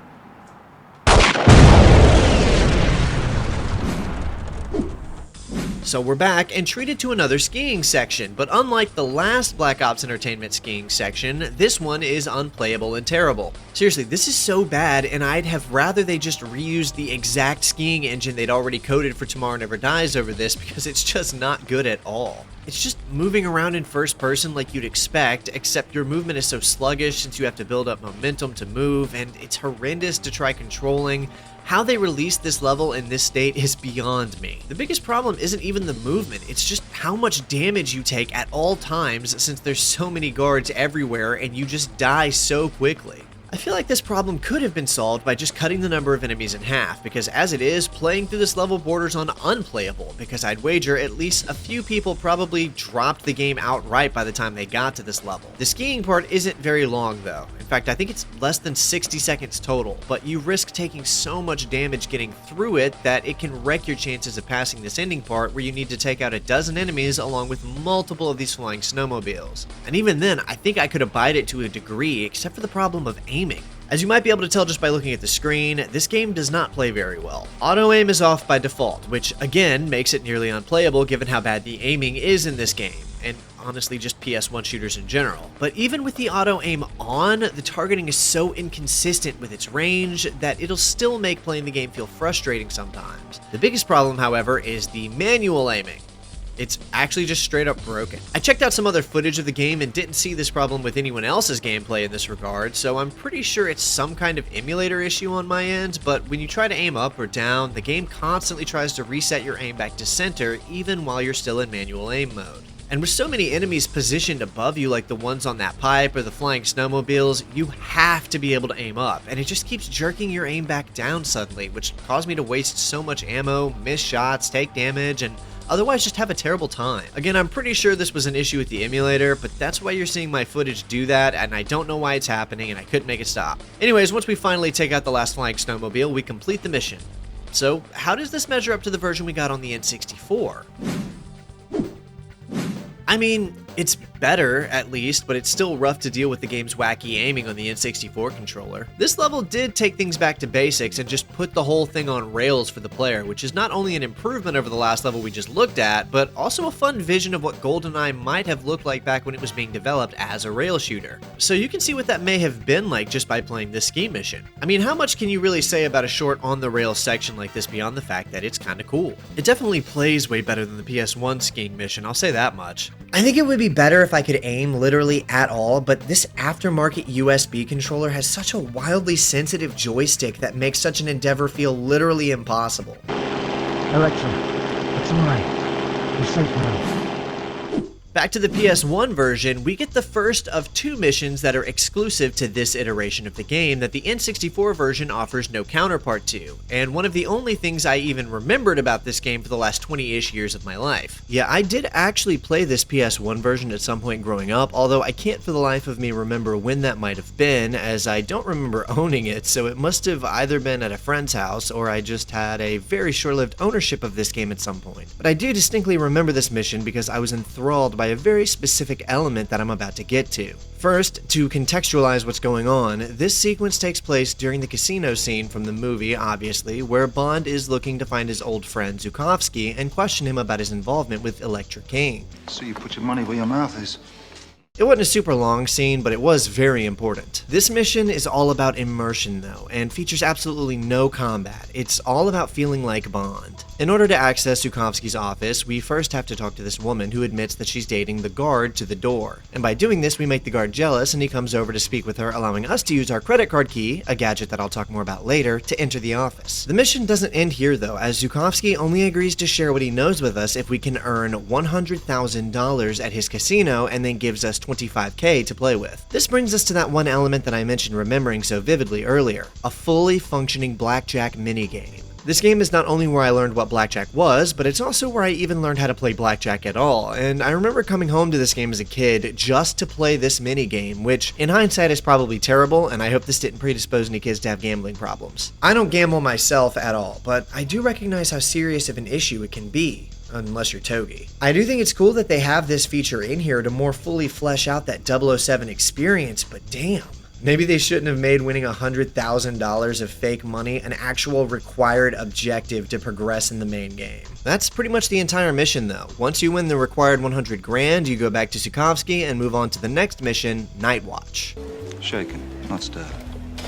This level sees Bond sneaking around the residence of Electra King to gather intel, and starting us off right beside her sleeping character model is a point for accuracy as well. This is kind of an extra mile in my opinion, since the N64 game just starts you in an empty room by yourself. Oh yeah, all three iterations do actually feature a version of this mission, and all three are relatively similar to one another, which is really funny to me since the concept of this mission is based on a sequence from the movie that lasts like 2 minutes, I think. But I actually adore the Night Watch mission because it's a genuine attempt at a straight-up stealth mission across every version. So for the PS1 version, I do have to say that it's a little odd how the entire thing takes place inside of Electra's mansion when the scene it's based on took place entirely outdoors. And I have to note that for later, but I do love that we're given Bond's credit card key, which did also make an appearance in the movie, so That's super cool. The tranquilizer gun is a nice touch too, I think. It's fun to shoot guards with tranq darts and adds to that stealth game feeling, but I do have to say that it's actually just an ineffective way to go about the mission, since the guards only stay knocked out for like maybe 10 seconds. And the same even goes for Bond's cell phone stun gun as well, whereas if you just punch them, they die and stay gone until you leave the area, so this is a much better way to go about it. I know I keep saying it by the way, but I just really love this art style. Wandering around these hallways in the pseudo-immersive sim PS1 game while we take photos of evidence, plant listening bugs on telephones, and unlock doors with our credit card key is so much fun to me, and I was loving this. They even added in these little environmental interactions that make noise to attract guards to them and further increase the game's stealth mechanics.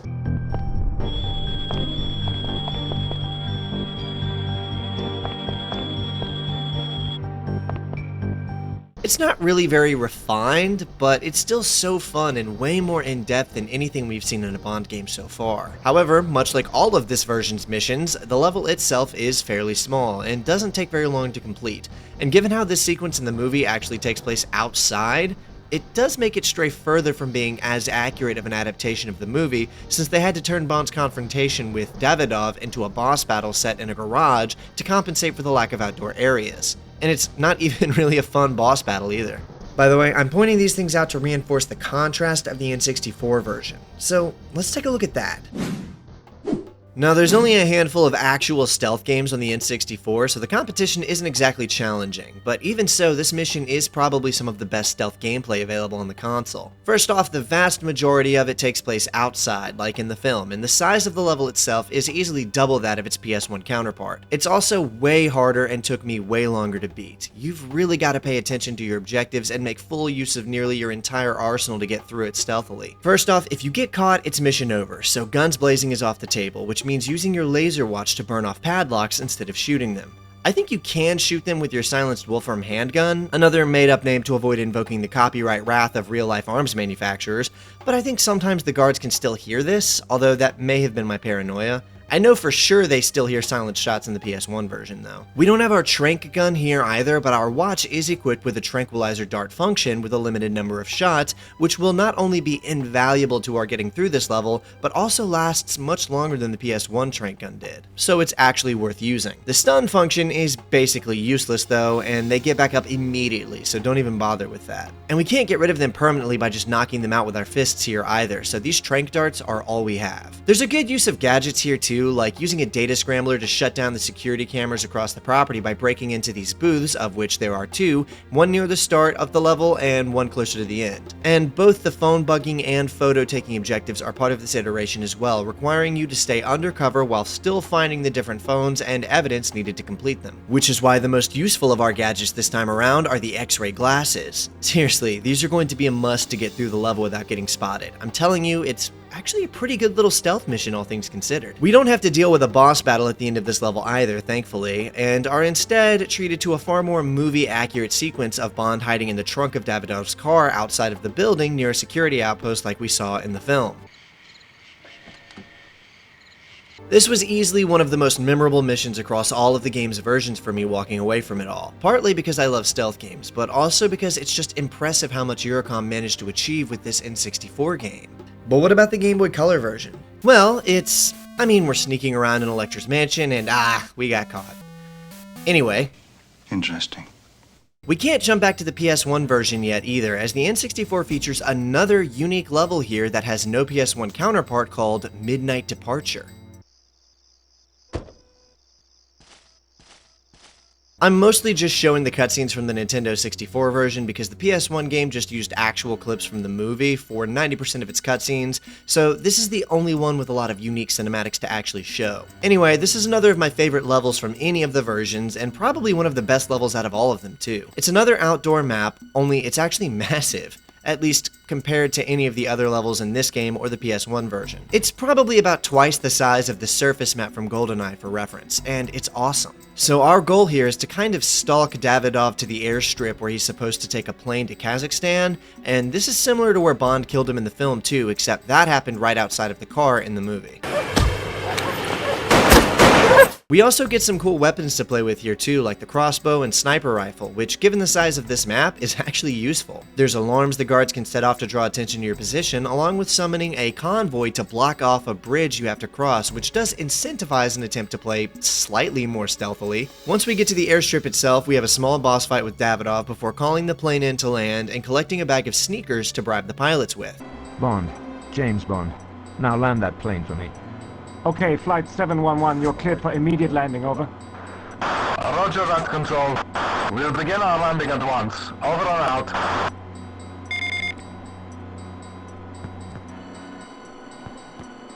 The boss fights in this game are mercifully easy though, since they're just NPCs with slightly more health to cut through, and I do like this better than how the PS1 version handled its boss fights, but we'll get there. With all of that done, Bond catches his flight and we head back over to catch up with the PS1 game, which conveniently just covers everything we just did by playing out the scene from the movie and sending Bond straight to Kazakhstan.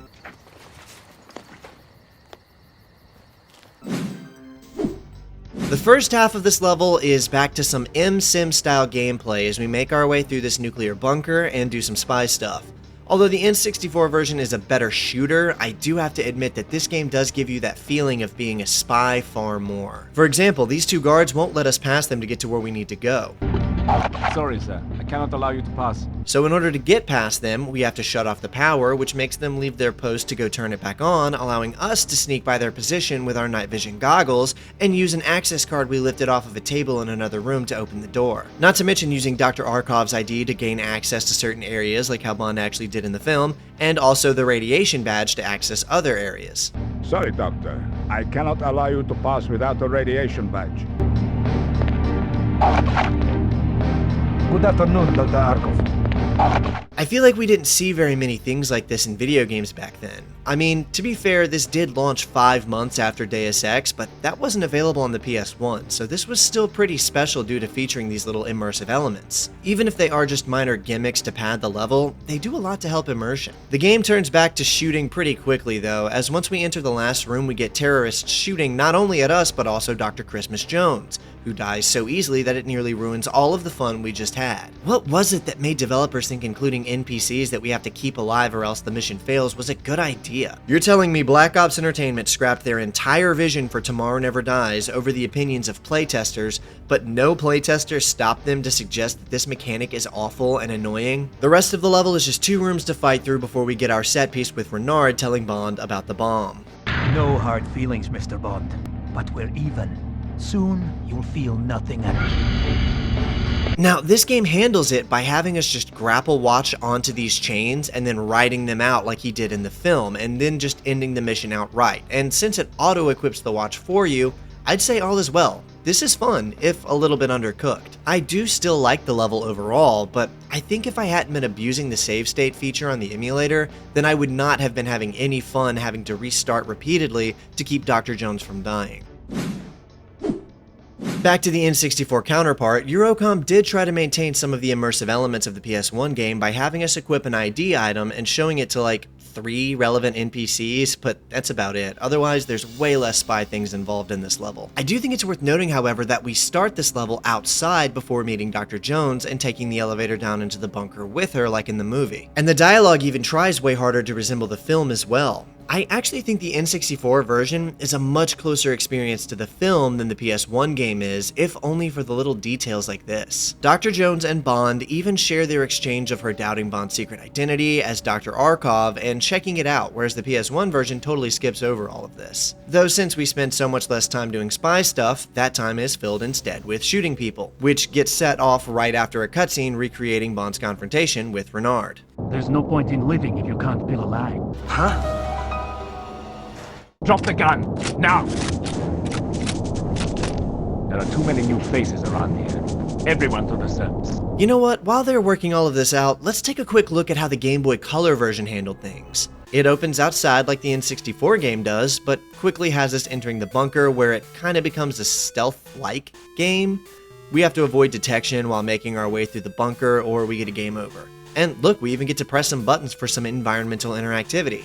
I'm gonna be honest with you, I didn't beat this game. I just used the password system to access every level and played some of each to get footage for them. This game is borderline abysmal. Oh, looks like they're done talking. Cool. So we have to use our grapple watch to get out of this pit and clear the area of Renard's men before pushing this cart through the tunnel to avoid taking damage while getting shot at, again, exactly like in the movie. Then we have a very similar confrontation with Renard in the elevator, also similar to the PS1 game, but let's talk about what's different. In both instances, you're given a short countdown sequence to escape before the bomb goes off, but for some reason, I just kept trying to outrun the explosion and escape the blast, when what you're supposed to do is jump into the air and ride this chain pulley down the tunnel like he does in the film. Which, in hindsight, I probably should have guessed based on the texturing of the bar being the same as the one used to indicate that the player can grapple watch onto things. Man, maybe my dumbass really does need that yellow paint after all. Anyway, the level doesn't actually even end here. You still have to fight through several more rooms of Renard's terrorist coalition alongside Dr. Jones until you can find the elevator for them to escape in. So you're a British spy. Do you have a name? The name's Bond. James Bond. So finally we get another mission exclusive to the PS1 iteration of the game that the N64 has no counterpart to. And it's the second one of two, so that does make it particularly unique. This mission is called Flashpoint and takes place just before Bond and Dr. Jones enter the King pipeline to try and disable the supposed nuclear bomb currently in it. And it's kind of terrible. We're placed in a control room for the King pipeline, which has been taken over by Renard's terrorists who are now holding the staff hostage, which leaves us with the objective of going to each of the 3 individual control rooms and eliminating the terrorists while saving the hostages from execution. We're given this flashbang gadget, which does make it easier, but I didn't even think to use it at first, so I had to go through a couple of game overs due to a dead hostage. Also, now is a great time to talk about an enormous problem with this game that a lot of other older games also used to do, and I really don't like it.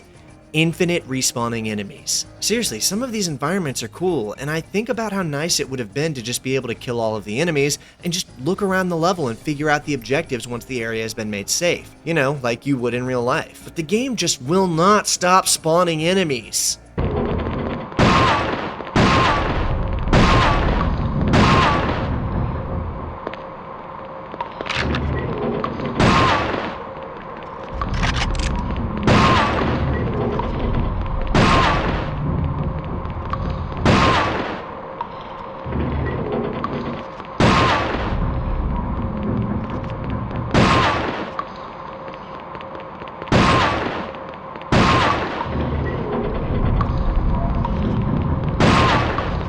Okay, so other than actually playing the game, everything is awesome. The gadgets, the environments, the visuals, the immersion, all of it is so cool. Anyway, the end of the level has Christmas Jones prepping the tunnel rig while we fend off way too many enemies to be reasonable. Pro tip, just don't move when this section starts. Stand completely still to prevent more enemies from spawning, and then just take out the ones who come out from that door on the second floor. With that done, we move on to the next level called City of Walkways. So we're back to a mission that exists in all 3 versions of the game, but as expected, they are strikingly different across each version. We do finally get some more exterior sections, unlike with a lot of the previous PS1 levels, and our first objective is to shoot down some helicopters with a missile launcher. None of these games feature any driving sections like the one we got in Tomorrow Never Dies, which does kind of feel like a step back in a way, but we do at least get to see Bond's car here and retrieve the aforementioned rocket launcher from its trunk. Oh, and I always bring up how much I love when games give me a P90, and this is no exception. I love this gun's design, and anytime a game includes it, I am thrilled. Unfortunately, it's not enough to save this mission from how terrible everything else is. Neither of the 2 main iterations of this game features any way to restore your health, and the best we get is you can sometimes find body armor that will tank a little damage for you. But the speed and ease with which you can lose your health is unbelievable, which makes the lack of any way to restore it considerably more frustrating. So all I'll say is this mission is exceedingly difficult, and because of the infinite enemies and rate at which they deal out damage, it's pretty much not even fair in some parts. I do really like that they bothered to include the helicopter with the saw blades all over it though, but it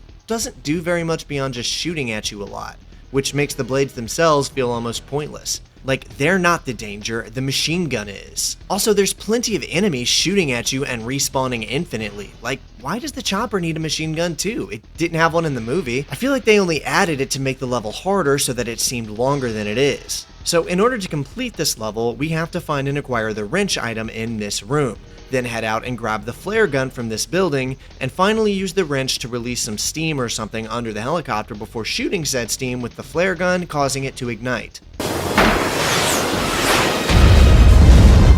It's so obtuse and way harder than you'd think it would be, and if it wasn't so hard, then it'd be too short, because all of this is only like 4 areas across less than 10 rooms total. If you know what to do, the whole thing can be completed in like 5 minutes or less, and I was just frustrated because I was trying to figure out what to do while dealing with how many bullets were obliterating my HP. So how does all of this compare to the Nintendo 64 version?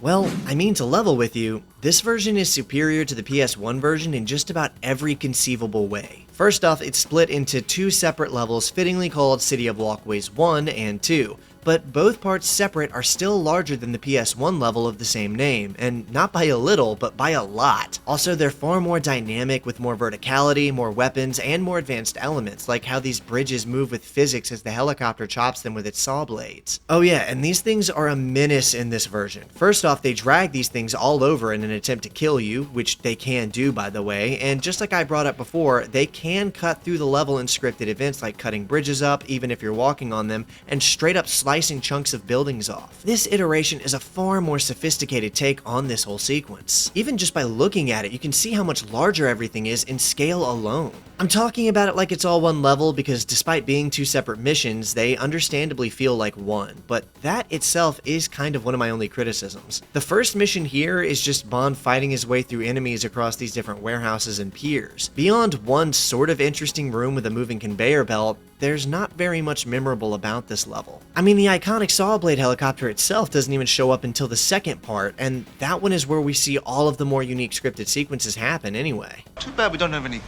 champagne.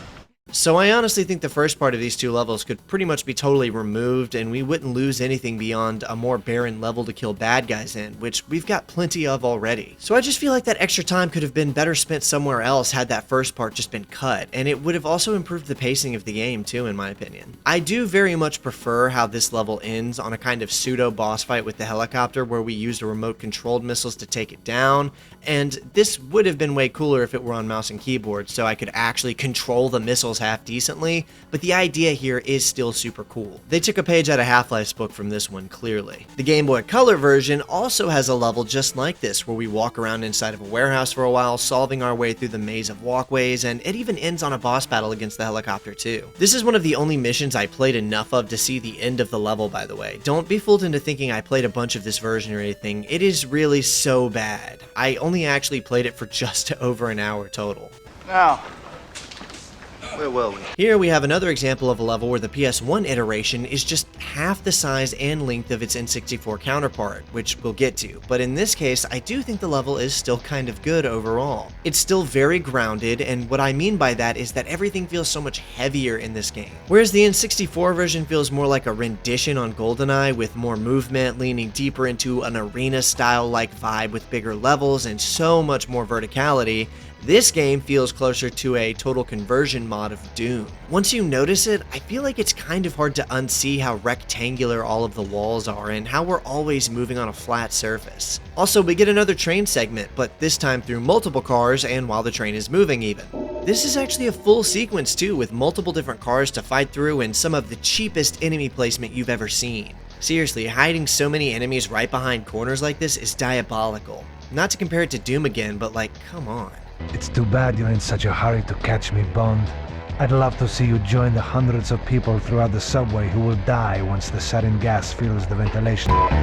So do you remember that level in the N64 version where we stopped a bunch of terrorists from destroying a subway with a bomb and how it felt kind of out of place? Well, this is this iteration's version of that idea, but done much smaller scale. We blow up this door using our explosive pin, fight our way through 2 hallways, find the bomb, and disable it by shooting these guard things off and hitting the bomb with our cell phone stunner. Figuring all of this out by having to replay missions over and over again probably resulted in so much frustration and played a huge role in how poor the game was received compared to GoldenEye and even its N64 counterpart. Anyway, once the bomb is disarmed, we head up the stairs to continue our pursuit of Bullion, which quite literally takes us around 1 corner before ending the mission. I mean, it's not bad, but it's not great either.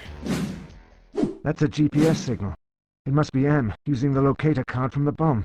The signal is coming from here. Maiden's Tower. Bomb! I've got to stop Bullion warning Renard.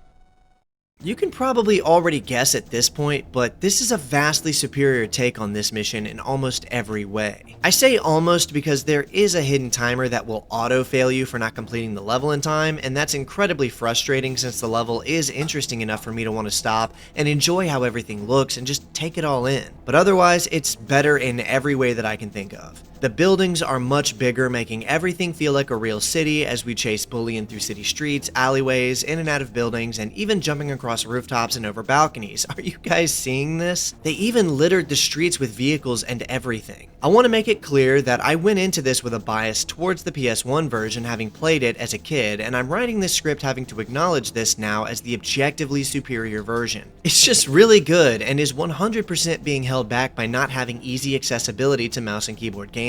You can actually make it compatible with things like a mouse injector, but the potential for this game to be so much better is there. More on that later. As you expect, the ending is the same here once we find Bullion. Drop your gun, or the lovely doctor dies. Zukovsky doesn't like to be double-crossed. I've got a new boss now. Miss King would like to see you. Heading back over to the PS1 game, we see Elektra running off in the background as Bond gets up from the torture chair and gives chase. By this point, I kind of feel like the PS1 version of the game has already given us all of its best, to be honest. There's only 2 missions left between this one and the one after it, and neither of them are really all that fun. So for this level, it's kind of based around this staircase, with each floor opening up to an area filled with different things to accomplish. So we'll be running back and forth, in and out of doors, around these stairs like a Scooby-Doo chase scene. First, we enter into an area where Bullion is waiting for us in a room and have a small boss battle with him that I slash straight through by just firing off grenades into the room until he died. Then we grab Bullion's key, leave the area, go back to the stairs, ascend said stairs, use his key to unlock the door on the next floor up, clear out this area, find M who gives us a key card, go back down the stairs to the area we were just in, use said key card to open these locked doors and find the explosive pin we'll need to blow open her cell, go back to the stairs again, head back to M, use the explosive pin to free her, and protect her while she hacks the computer to unlock the top floor's doors so we can pursue Elektra. I could have given you the world. The world is not enough. Gabor, kill him. Here, we get another boss battle, this time against Elektra's top henchman, Gabor? And for some reason, he's basically a supervillain who can tank an innumerable amount of bullets. So the only way to do any serious damage to him is with explosives, and since I used up most of my grenades killing Bullion, I had to grab these pipe bombs that Gabor throws at you and throw them back at him before they exploded. I guess it is kind of cool that they tried to program in a proper boss battle here with an actual mechanic of grabbing these bombs and throwing them back at him like this, but it's just so clunky that I didn't find it all that fun. Anyways, with him dead, we head into the room with Elektra and just shoot her. You wouldn't kill me. You'd miss me. Dive, Bond! I never miss.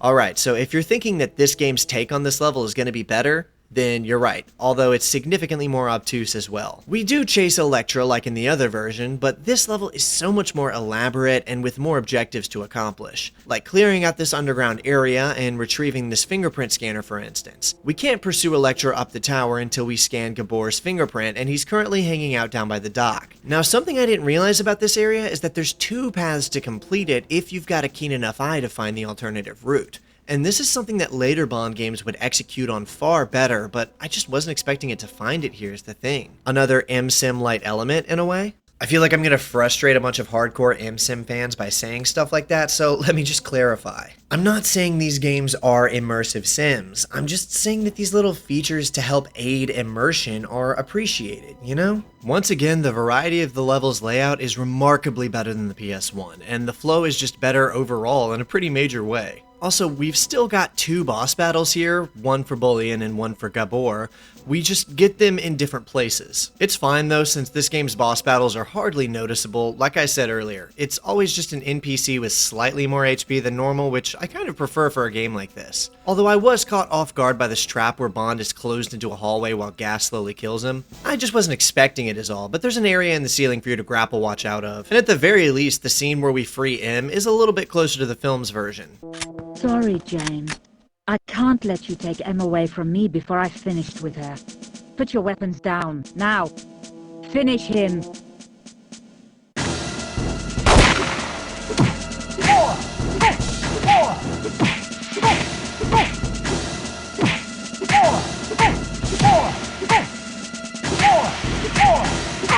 Now that's what I call a boss fight. I'm joking, obviously, but this was genuinely so much less annoying than the other one. Look, they even included the clock. That's dedication. Put the gun away.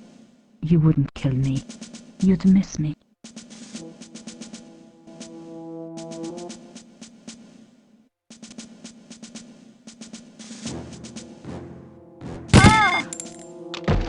Hey, let's check back in on the Game Boy Color version real quick. Oh, look, they threw in a little torture sequence minigame. That's charming. They did it like that part in Metal Gear Solid when Snake was being shocked and you had to mash circle to survive, except here you're mashing the A and B button to recover health while Electra tightens the chair thing into the back of his neck.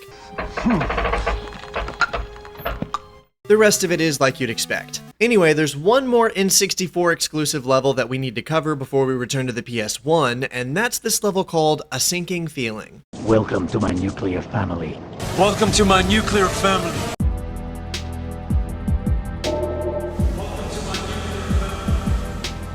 So I do have to give credit to the devs for managing to squeeze one more extra level into the game, and it's kind of a stealth mission at that, which is really cool, as if the alarm sounds, then the mission is over. But also, it's just so short, too. It's mostly one big room with a submarine in it, which, I mean, I guess that is cool, but I'm just saying there's not much more to say. It's a great excuse to use your X-ray glasses to see through walls and stuff, but you really do just kill like 6 guards total, I think, and then enter into the sub, so, I mean, it is cool that they bothered to model everything out for this one little sequence. Once we're in the sub, we fight through a few hallways, find Christmas Jones, escort her to the mine room, and then head deeper into the sub for the final mission of the game, which we'll get to here shortly, but first...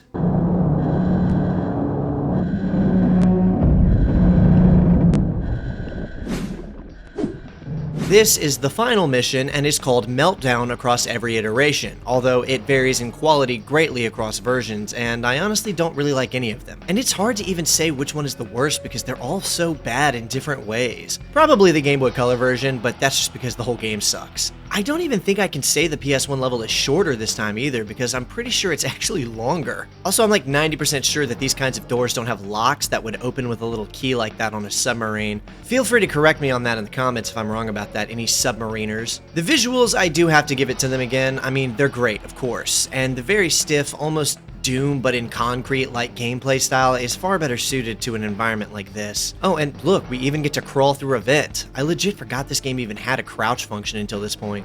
James, the reactor is going to melt down and it will go critical. You've got... I didn't edit that. I promise you I didn't. That's literally just how it happens in the game. Bro straight up skedaddled.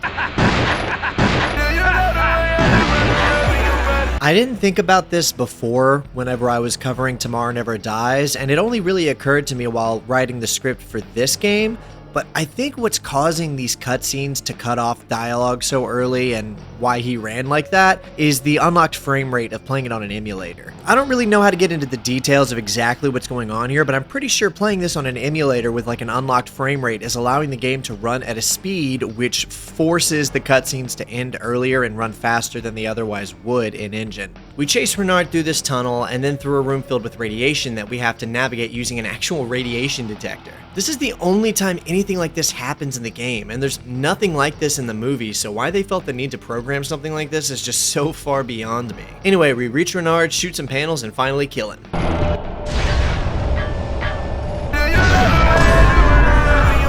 Then we have to sprint back through the area we came through trying not to die before reaching Christmas Jones and sparking the final cutscene, which in this case is just a clip from the movie. Oh, and they gave us another endgame screen, but this one is at least slightly better, although not by much. You won the game. You can now play all movies from the main menu. Good job, 007. How fun. But even all of that is not nearly as bad as what I had to endure in the final mission of the Nintendo 64 game. Stuck in a sunken submarine that is very much flooding around us, you will spend the overwhelming majority of this mission swimming around in this submarine looking for air pockets and trying not to die. Now, something I figured out pretty early on is that if you just follow the green lights, it'll take you straight through, but I didn't know that at first, and it's really easy to get turned around when you can barely remember which direction is which because of the omnidirectional movement here. In any normal functioning game, a mission like this would be no problem, but for some strange, unknown reason that I could not even begin to suggest an explanation for, you can only look around while underwater by stopping, holding the manual aim button to adjust your direction, and then continuing to swim. Now, there is a part of me that believes either something was wrong with my emulator or controller here, because there are buttons that let you look up and down while moving that would have made navigating this so much easier, but the second I went underwater, every time they just wouldn't work. I watched some other footage of this level and saw it was being played smoothly without stopping to manual aim, but I don't know if it was because he was playing with a mouse injector or something, because his footage was smooth as I've seen. And when I looked at other footage of the game, I saw other people doing the same thing that I was doing, having to stop and manual aim, so I don't know, I guess it doesn't matter, but all I do know is that trying to beat this level was bordering on rage-inducing. I lost so much health to not being able to move fast enough in between air pockets, so trying to stay alive once we get to the enemies at the end was just a nightmare. Fortunately, there's not very many, but it is shockingly easy to completely bypass the main villain Renard and find the exit without realizing it, and then think your game is glitched because Christmas just stands there not moving, and no message pops up telling you to go back and finish Renard or anything, so I legit just thought my game was glitched and had to look up what to do so I could be sure I hadn't missed something. Which I had actually missed something, so I headed back down, found the button we have to press to kill Renard, and then...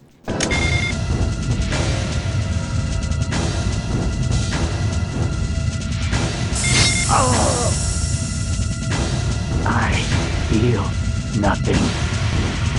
Same. Anyway, now we climb back up to where Christmas Jones is and enjoy our final cutscene. I've always wanted to have Christmas in Turkey. We love a happy ending, but let's head in and take one more look at how the Game Boy Color version handled things. Wow, this game is ass. Anyway, that's The World Is Not Enough for the Game Boy Color, the Nintendo 64, and for the Sony PlayStation. See you back at the lodge. So I know we kind of jumped back and forth a lot there to go through all three versions of this game, but honestly, I just found this to be such a remarkable opportunity to compare and contrast such wildly different experiences that all seem to share such similar packaging while varying so greatly in quality. The PS1 version is kind of like a novelty experience with a lot of fun and unique things that make it particularly special, but the Nintendo 64 version is actually just a good video game overall, with more levels, all of which are better designed and typically far bigger. There's a lot of things I like about both versions, and a lot of things that I didn't like as well, and neither one is even close to being perfect. But there's quite a few redeeming aspects to find across the board here, I think, so let's look at a few upsides. The PS1 version is an extremely unique game that's been chocked full of novel sequences specifically to make each level feel distinct apart from one another so that every mission offers the player some new little thing that they can only find there. From turning a valve and shooting a flare gun to blow up a helicopter, to playing blackjack to stack 100k, the Black Ops Entertainment iteration of this game is really something special. But between the terrible aiming, chronically short level layouts, and overall lack of depth across its gameplay offerings, I think it ultimately falls short of feeling like any kind of complete or satisfying experience. The Nintendo 64 version features a far more comprehensive video game for players to sink their teeth into between its massive arsenal of gadgets and weapons to play with, impressive 14-mission single-player mode, each of which is far longer and better laid out than anything on the PS1, and overall better gameplay in general. This iteration seems to one-up its counterpart in pretty much every way. And that's not even factoring in the fact that this game also features an entire multiplayer mode to boot, so players at the time could happily invite their friends over for a brand new Bond experience if they'd gotten tired of GoldenEye but wanted something similar to play. And it's even got bots, which means that unlike GoldenEye, you could still play it just by yourself for fun, or even increase the challenge if you only had one or two friends over to play it with. It's really just no competition here. Despite my having had some bias towards the PS1 game going in, it's clear that the Nintendo 64 version is the superior game in just about every way, and the Game Boy Color version is a real video game that actually released. I can't do that.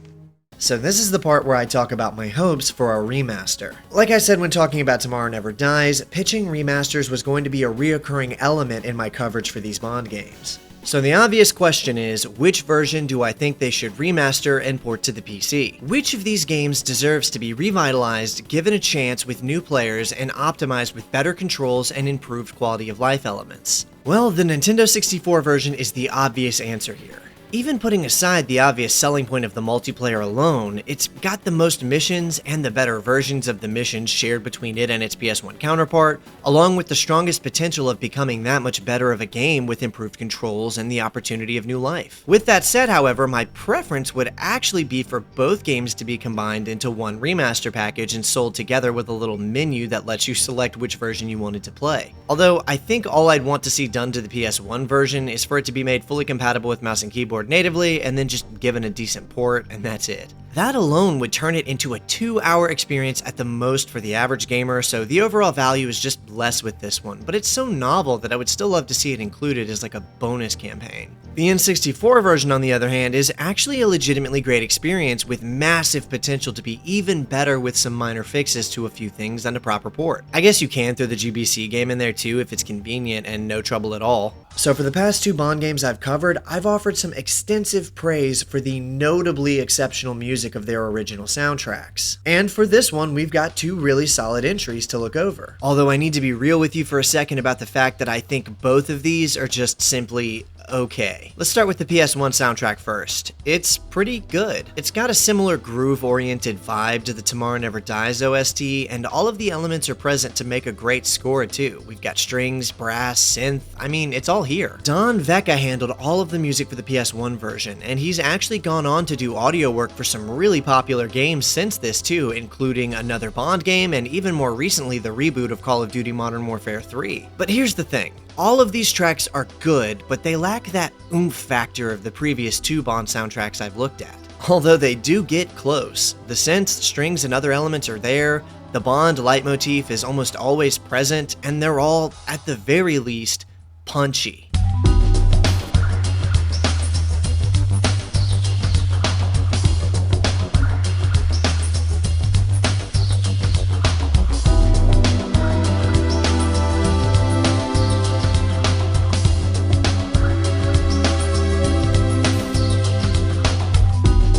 Now, unfortunately, I have to be a little bit harder on the N64 soundtrack, which is considerably worse, relatively speaking. From what I could find in doing some research, and I did actually have to do a little digging to find these composers, this soundtrack was handled by Neil Baldwin, a founding member of Eurocom and an on-staff composer for them when they were around. Now, some of these tracks are really great, especially given what the N64 was even capable of handling.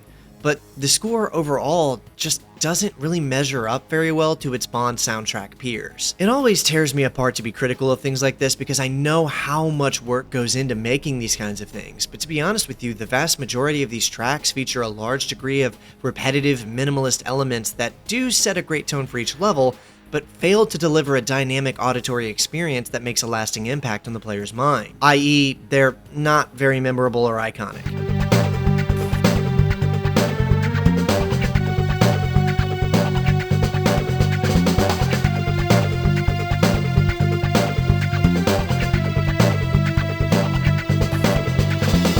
Although with that said, these tracks still do a phenomenal job of setting that atmosphere for each level, and I appreciate them for that as well. Also, Peter Korex did the score for the Game Boy Color version, and it's about as good as I feel you could hope for a Game Boy Color soundtrack to be, I guess.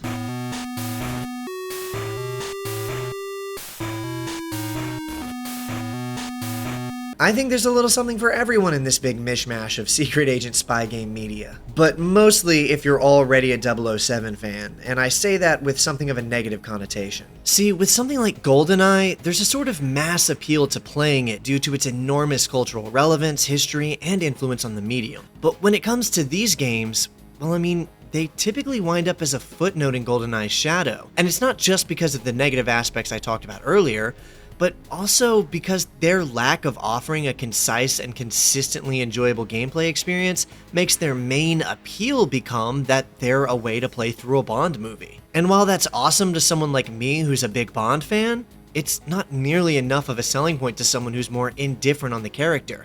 And doubly so when you factor in that despite The World Is Not Enough being one of my personal favorite Bond movies, my understanding is that it's typically not even making top 10 for the average Bond fan. And so, while I really hope that someday we'll see a rollout of some genuine high-quality James Bond remakes, for now, I don't know how much I could recommend any of these specific 007 experiences to the average consumer.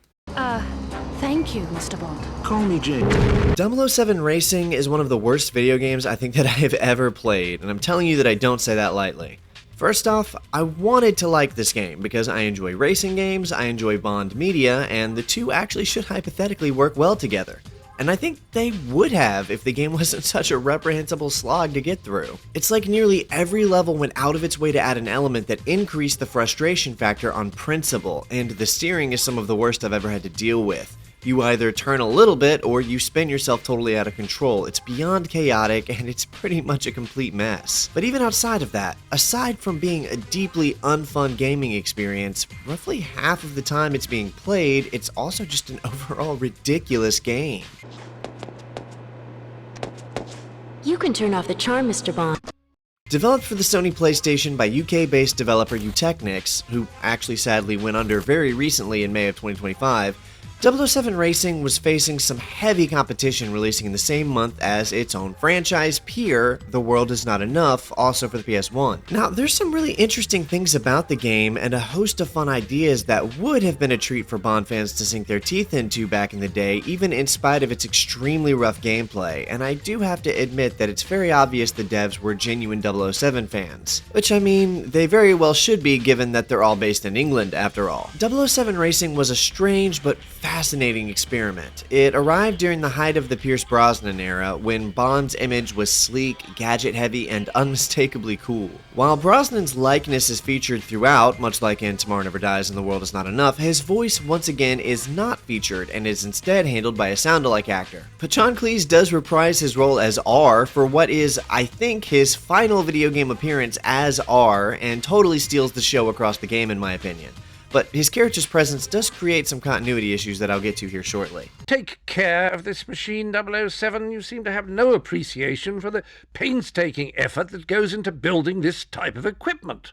The reason I say his final video game appearance as R, by the way, is that from this point on he begins to be referred to and credited as Q, which of course obviously he is. Like I said in my coverage of The World Is Not Enough, the R thing was clearly just a joke, and I'm shocked that they ran with it for multiple games. At its core, 007 Racing puts players behind the wheel of Bond's most iconic vehicles from across the franchise's cinematic history. The legendary Aston Martin DB5, the Lotus E-Sprite S1, the BMW Z3, and several others all make appearances.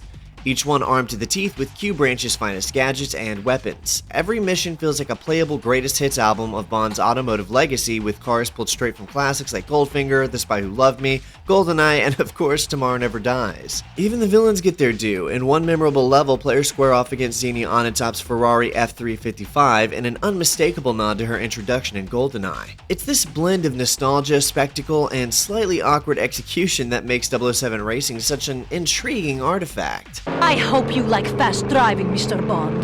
Well, I'm always one to enjoy a chase. I will give credit to Eutechnyx for going out of their way to work with MGM in construction of the game's storyline, which was the first Bond game in nearly a decade to feature its own unique and completely original plotline, with the last one being James Bond 007 The Duel back in 1992. As for the story itself, I am shocked that it's actually kind of good, which makes it unfortunate that the game hides 90% of it behind text screens that you need to go out of your way to read, and buries the last 10% of it in so much fan service that it essentially invalidates all of the good the basic narrative had. Now, Bond canonicity has never really been all that important. Of course, each titular actor's films have all tended to be loosely connected to one another, with Craig and Connery having the most connectivity within their own little sagas, but overall the franchise has mostly been a series of anthology films centered around the possible adventures of this legendary secret agent. The Craig movies did try to connect all of his films right there at the end with his 4th and 5th films, but it was all such a colossal mess that I would say they shouldn't have. The point of that is to say, it's not the biggest deal when the stories contradict themselves in minor ways, but also, it would seem that the films overall did try to remain somewhat consistent where it mattered. Brosnan's films, for example, are clearly directly connected to one another, with characters like Jack Wade, Zukovsky, and R being specific only to his 4-film saga, but recurring across different films. And the fact that they introduced Jack Wade was clearly an acknowledgement of Felix Leiter's death in Dalton's film License to Kill, as Brosnan's saga is loosely connected as a kind of pseudo-sequel to Dalton's duology, which was supposed to be a trilogy, but that's its own story. So when this game features multiple prior appearing characters across its story that obviously shouldn't be there, it just reaffirms to me that you're not even trying to take your story seriously, and so why should I? If you want a fan service 007 parody that happens to be officially licensed, well, you're in luck, because that's about how I would describe this game's story. R is present across the whole game, but Zukovsky appears in a mission where we save him despite him having died at the end of The World Is Not Enough, which is the film where Bond met R for the first time, meaning that this game cannot have taken place either before or after that movie, which means it must be its own thing absent of that continuity. Also, Xenia Onatopp shows up for a mission to try and kill Bond despite having died at the end of GoldenEye, but at least for her you could use some kind of suspension of disbelief to justify her being alive, I guess. Doing things like this is going to be a reoccurring element, by the way, as multiple Bond games further down the line will bring in fan-favorite villains, but in those instances they're acknowledging themselves as non-canon what-ifs. I'm not mad at the game for having a non-serious story as a racing game, by the way. I'm mad at it for being a bad game and then making what otherwise may have been an interesting and serviceable plotline inert by saturating it in frustrating fan service. And I like fan service, but there comes a time when it's just too much. Anyway, with that rant out of the way, let's actually take a quick look at the game's narrative across its 12 missions. For the sake of the car, 007, return fire! 007 Racing's main campaign features 12 missions with varying degrees of objectives to accomplish across its playtime, all of which, of course, are based on car driving gameplay. The first level kicks off in a vague Eastern European location with Bond having to rescue one of the game's new original characters, Chelsea Light, from a group of nondescript captors. I guess they're some kind of terrorists? At the request of a European Union trade minister and diplomat named Dr. Hammond Light, who has insisted that MI6 get involved to extract his daughter. The primary vehicle of this level is the Aston Martin DB5, which at the very least means that the devs paid out for the licensing rights to feature the real cars in their game, and I appreciate them for that. Bond begins by rescuing Chelsea Light from the Eastern European stronghold, taking down a helicopter, and then racing for the border, making a dramatic jump at the crossing to escape with Chelsea. There's the border. Hurry, Mr. Bond. Well, it is a PS1 game. This takes us to New York City, which is where several of this game's missions are actually set, and another thing I'll give them credit for is how complex this particular New York level is for a PS1 game. I mean, it's not the greatest New York driving mission I've ever seen, and I'm pretty sure it's not even the best New York-based driving level on the platform, but it is impressive at least to me how dynamic and alive it is, all things considered. In this level, Bond is called on the car's phone and informed that his rental car has been rigged with a bomb. Welcome to New York, Mr. Bond. I've taken the liberty to include a welcome gift with your car to ensure your arrival is celebrated in a most explosive manner. Do not think of stopping to disable the bomb, as slowing your car will result in its detonation. And your license to kill does not include Manhattan residents. But don't fret, Mr. Bond. I'm sparing you the significantly more grisly fate that awaits the rest of the world.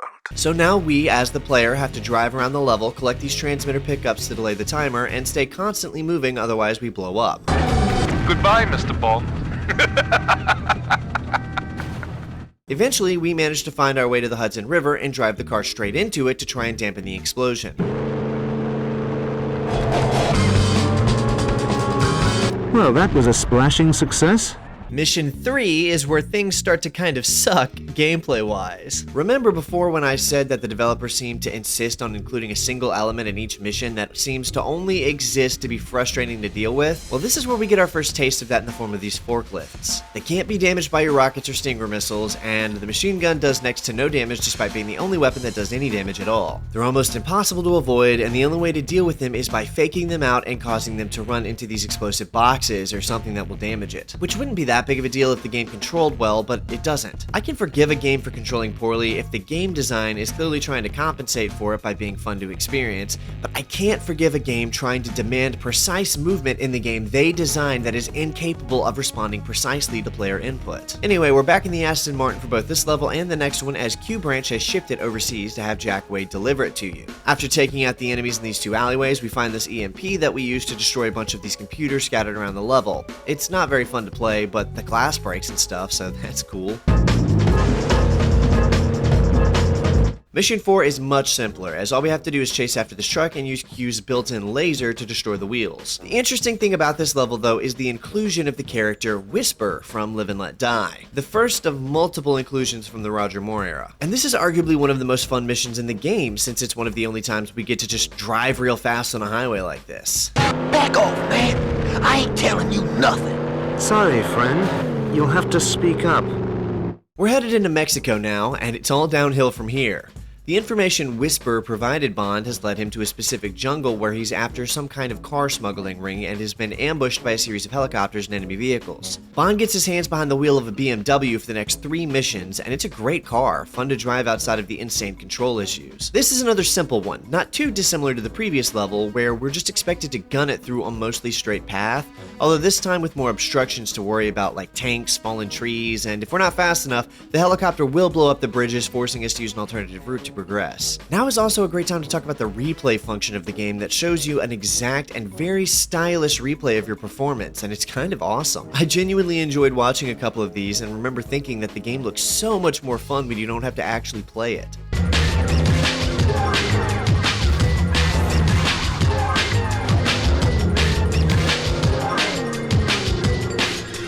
Mission 6 is still in Mexico and drops us just outside of the facility they're using as the home base of their smuggling ring after Bond manages to get his car smuggled behind the walls with him in it, which is an admittedly cool idea. Also inside of the fortress is Bond's old ex-KGB turned casino owner friend, Valentin Zukovsky. As I pointed out earlier, this doesn't make any sense because Homeboy would be dead by this point, but whatever. We had to blow up these guard towers, which is cool, and plant these mines by these weapons, and this is surprisingly unintuitive and annoying because you have to stop the car and hold down the button for a few seconds before the mine will arm and drop, and then take off before it explodes or it'll damage the car, and the splash damage from the explosion is unreal. Also, there's 10 of these, so it's basically not even fair to your health. Then there's these big bulldozers driving around, being annoying and knocking you into things. It's just a deeply unfun level to play. Anyway, we target the door where they're keeping Zombiekovsky and bail out of there before the US Air Force comes in and blows the place up, which somehow doesn't damage the bulldozers any more than any of my weapons did. Things are made out of titanium or something. Mission 7 has us racing to outrun Xenia Onatop, who also should be dead by this point, but is somehow alive and in Mexico, and trying to assassinate Bond by driving ahead of him and getting away. The idea is she's here to assassinate you, but you have to work to catch up with her the whole time. But look, she's in the red car from GoldenEye, so forget all of that other stuff and look at the iconic red car. Also, the level does admittedly look great. One of the best looking missions in the game, in my opinion. Driving off of the cliff and popping the Union Jack parachute, we watch Zombia Onatop plummet to her demise, and it is pretty funny though. Do be careful, 007, that paint is incredibly hard to find. In an off-screen encounter described to us by the text screens used in between missions to deliver the game's plot in a first-person perspective, which I did actually like, we're informed that sometime after jumping off of that cliff, Bond has been taken captive by the enemy. Zombiekovsky escapes off-screen and does not appear again. His inclusion serves no purpose beyond breaking the game's continuity. Oh, and Jaws shows up here too. An enormous amount of the game's plot is actually spilled right here, as it's revealed that Jaws is working for Chelsea Light, the woman we rescued in Eastern Europe in the first mission. And now that the first female we were introduced to has been revealed to be a villain in common Bond form, a new one is introduced to be the love interest in the form of Dr. Melody Chase, who will be helping Bond from here on out. I'm Dr. Melody Chase.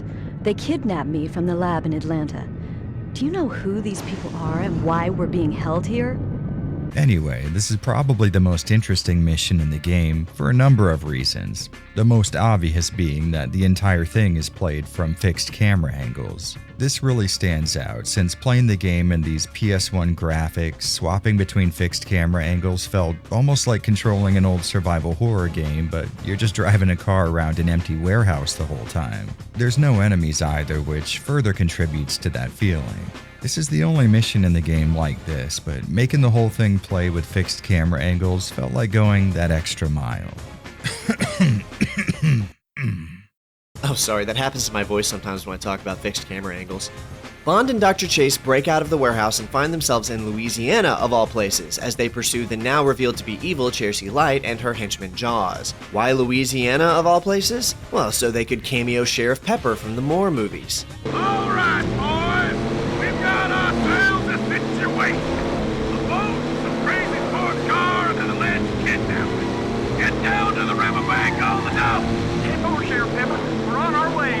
That's it. That's the only reason. Now, my dad loved this character when I was a kid. Thought he was hilarious, but I just didn't like how much of a parody these movies felt like. I did not enjoy the campier Bond films. I liked the Connery ones, the Dalton ones, specifically License to Kill. I didn't get to see the Living Daylights until way later, and the Brosnan ones. It's clear that these devs loved Bond. I mentioned that earlier, but I think they're fans of the parts of the Bond catalog that I didn't really like. The sillier, more wacky parts, like this, and going out of your way to include a joke character like Sheriff Pepper just to get 2 lines of dialogue for fan service shows me that. Also, like I mentioned earlier, this level would actually be passable enough on its own, so they had to figure out a mechanic to make it severely annoying and frustrating in the form of having Jaws firing off an inhuman amount of mortars at you that are nearly impossible to avoid. It is so annoying that I can't explain how unfun this level is. You're not thinking that. I sure am, boy.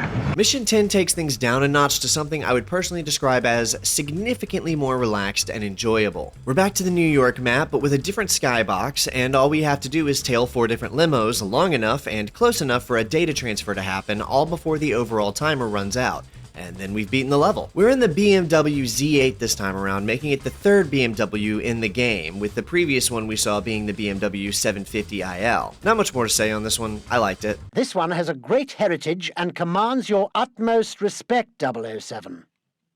Although still amphibious in spirit, we've had to remove some of the underwater equipment to make room for her payload, a small-yield neutron bomb designed to burn at extremely high temperatures, vaporizing all organic materials. Very novel, Q.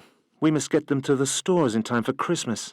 Which brings us to the penultimate level, and to be honest with you, it may as well be the actual final level because it feels like it. The data acquired from that last level led us to some coordinates in the Baltic Sea and, oh look, a casual harp mention in a game from 25 years ago. Now let me just quickly catch you up to speed on what exactly is going on here. Dr. Hammond Light, the guy who initiated this game's events by faking his daughter's kidnapping, plans to smuggle stolen NATO weaponry to terrorists through his car manufacturing empire. We're here to stop Light from releasing a deadly virus designed to kill millions by way of having been implanted into hundreds or thousands of the cars that he has spread across the world. All he has to do is fly a plane into the air high enough for the signal to reach and activate the virus. But we're here to destroy his facility by dropping a bomb and blowing up both it and all remaining traces of the virus that haven't been spread yet. Oh, and as you've already seen, we get to drive the classic Lotus E-Sprite as seen in The Spy Who Loves Me. It's a cool car too. I very much enjoyed its inclusion. This is good fan service. The mission itself is fun too. I don't know why they tried to make a section where we use infrared goggles to avoid lasers, but whatever, they did. Then we save Dr. Melody Chase, drop the bomb, collect some antidote samples to the virus, and bail out of there. It's a very climactic level, and would have been a great way to end the game. Too bad they nearly undo it all with the real final level.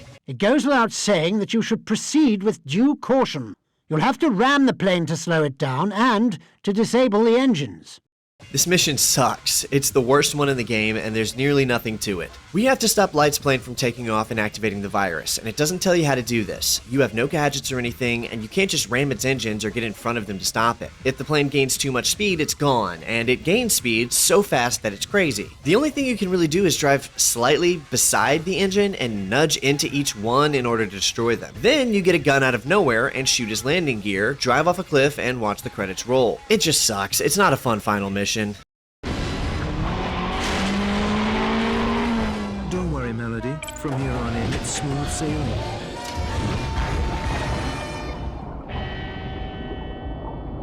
That's one of only a few CGI cutscenes across the game, with 2 of them being at the start, 1 at the end, and the rest relegated to these gooner bait Bond girl cutscenes that play before showing you what goals to accomplish in order to unlock a cheat. Once you achieve said goal, you get a follow-up cutscene of whichever Bond girl was associated with that unlock, implying that they're about to Bond 007's James. Your performance calls for a celebration, Mr. Bond. What do you say we pool our resources? So I mean, that's 007 racing. There's really not all that much to it, as you've seen. I would imagine the main appeal for it would have been the cars, fan service, and most of all, the multiplayer mode, which I did not bother to try getting footage of, but there is a split-screen multiplayer mode which I imagine plenty of friends spent time in to get their 007 fix, especially since this is the only multiplayer Bond game on the PS1, so there's no competition in that regard. The biggest observable upside to this game is easily the music. 007 Racing has some absolute bangers here, and it's probably the highlight of the entire game. It was composed by Alistair Brimble, who also has composed for just so many games. And some of these tracks are the most electronically infused we've looked at yet, and it's full of some heavy-hitting songs, many of which surprisingly don't rely at all on the classic Bond theme leitmotif. But the ones that do use it stand out all the more for it.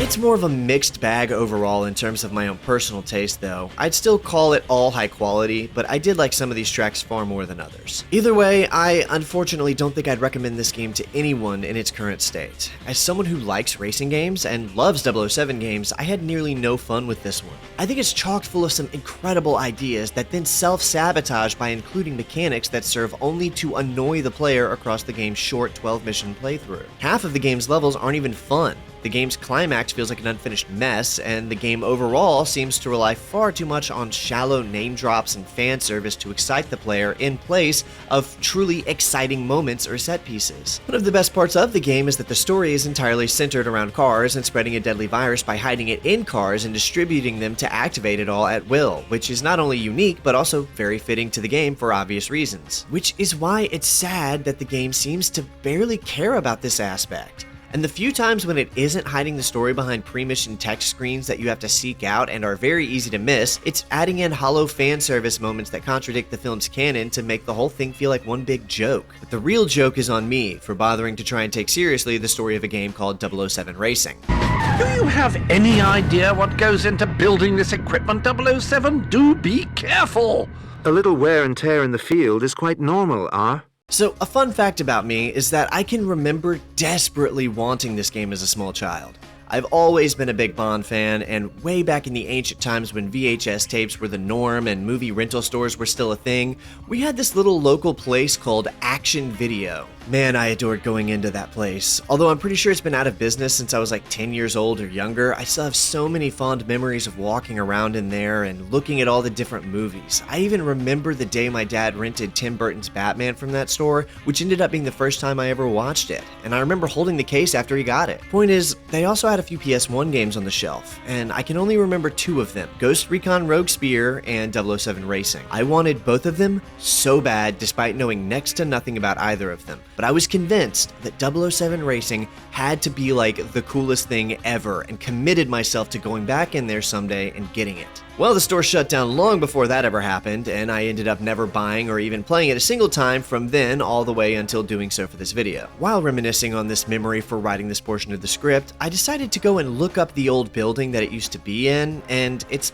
like been transformed into a little local law firm place now or something. It feels almost like I watched art die, seeing that awesome Action Video rental store with fun flashy neon visuals become a 100% painted brown law place. Anyway, I'm getting old and one day I'll die with the memories of that place and they'll have meant nothing, and in 100 years there will be not one single memory or recollection that it ever existed. Probably for the best that I didn't end up getting that game at the time either, or I would have had to face the disappointment of how much it sucks. Cheers everyone, thanks for watching. And that's every 007 game on the PS1 and Nintendo 64. A critical look at Bond's history across the iconic 5th generation of video game consoles for one of the most popular characters in the world.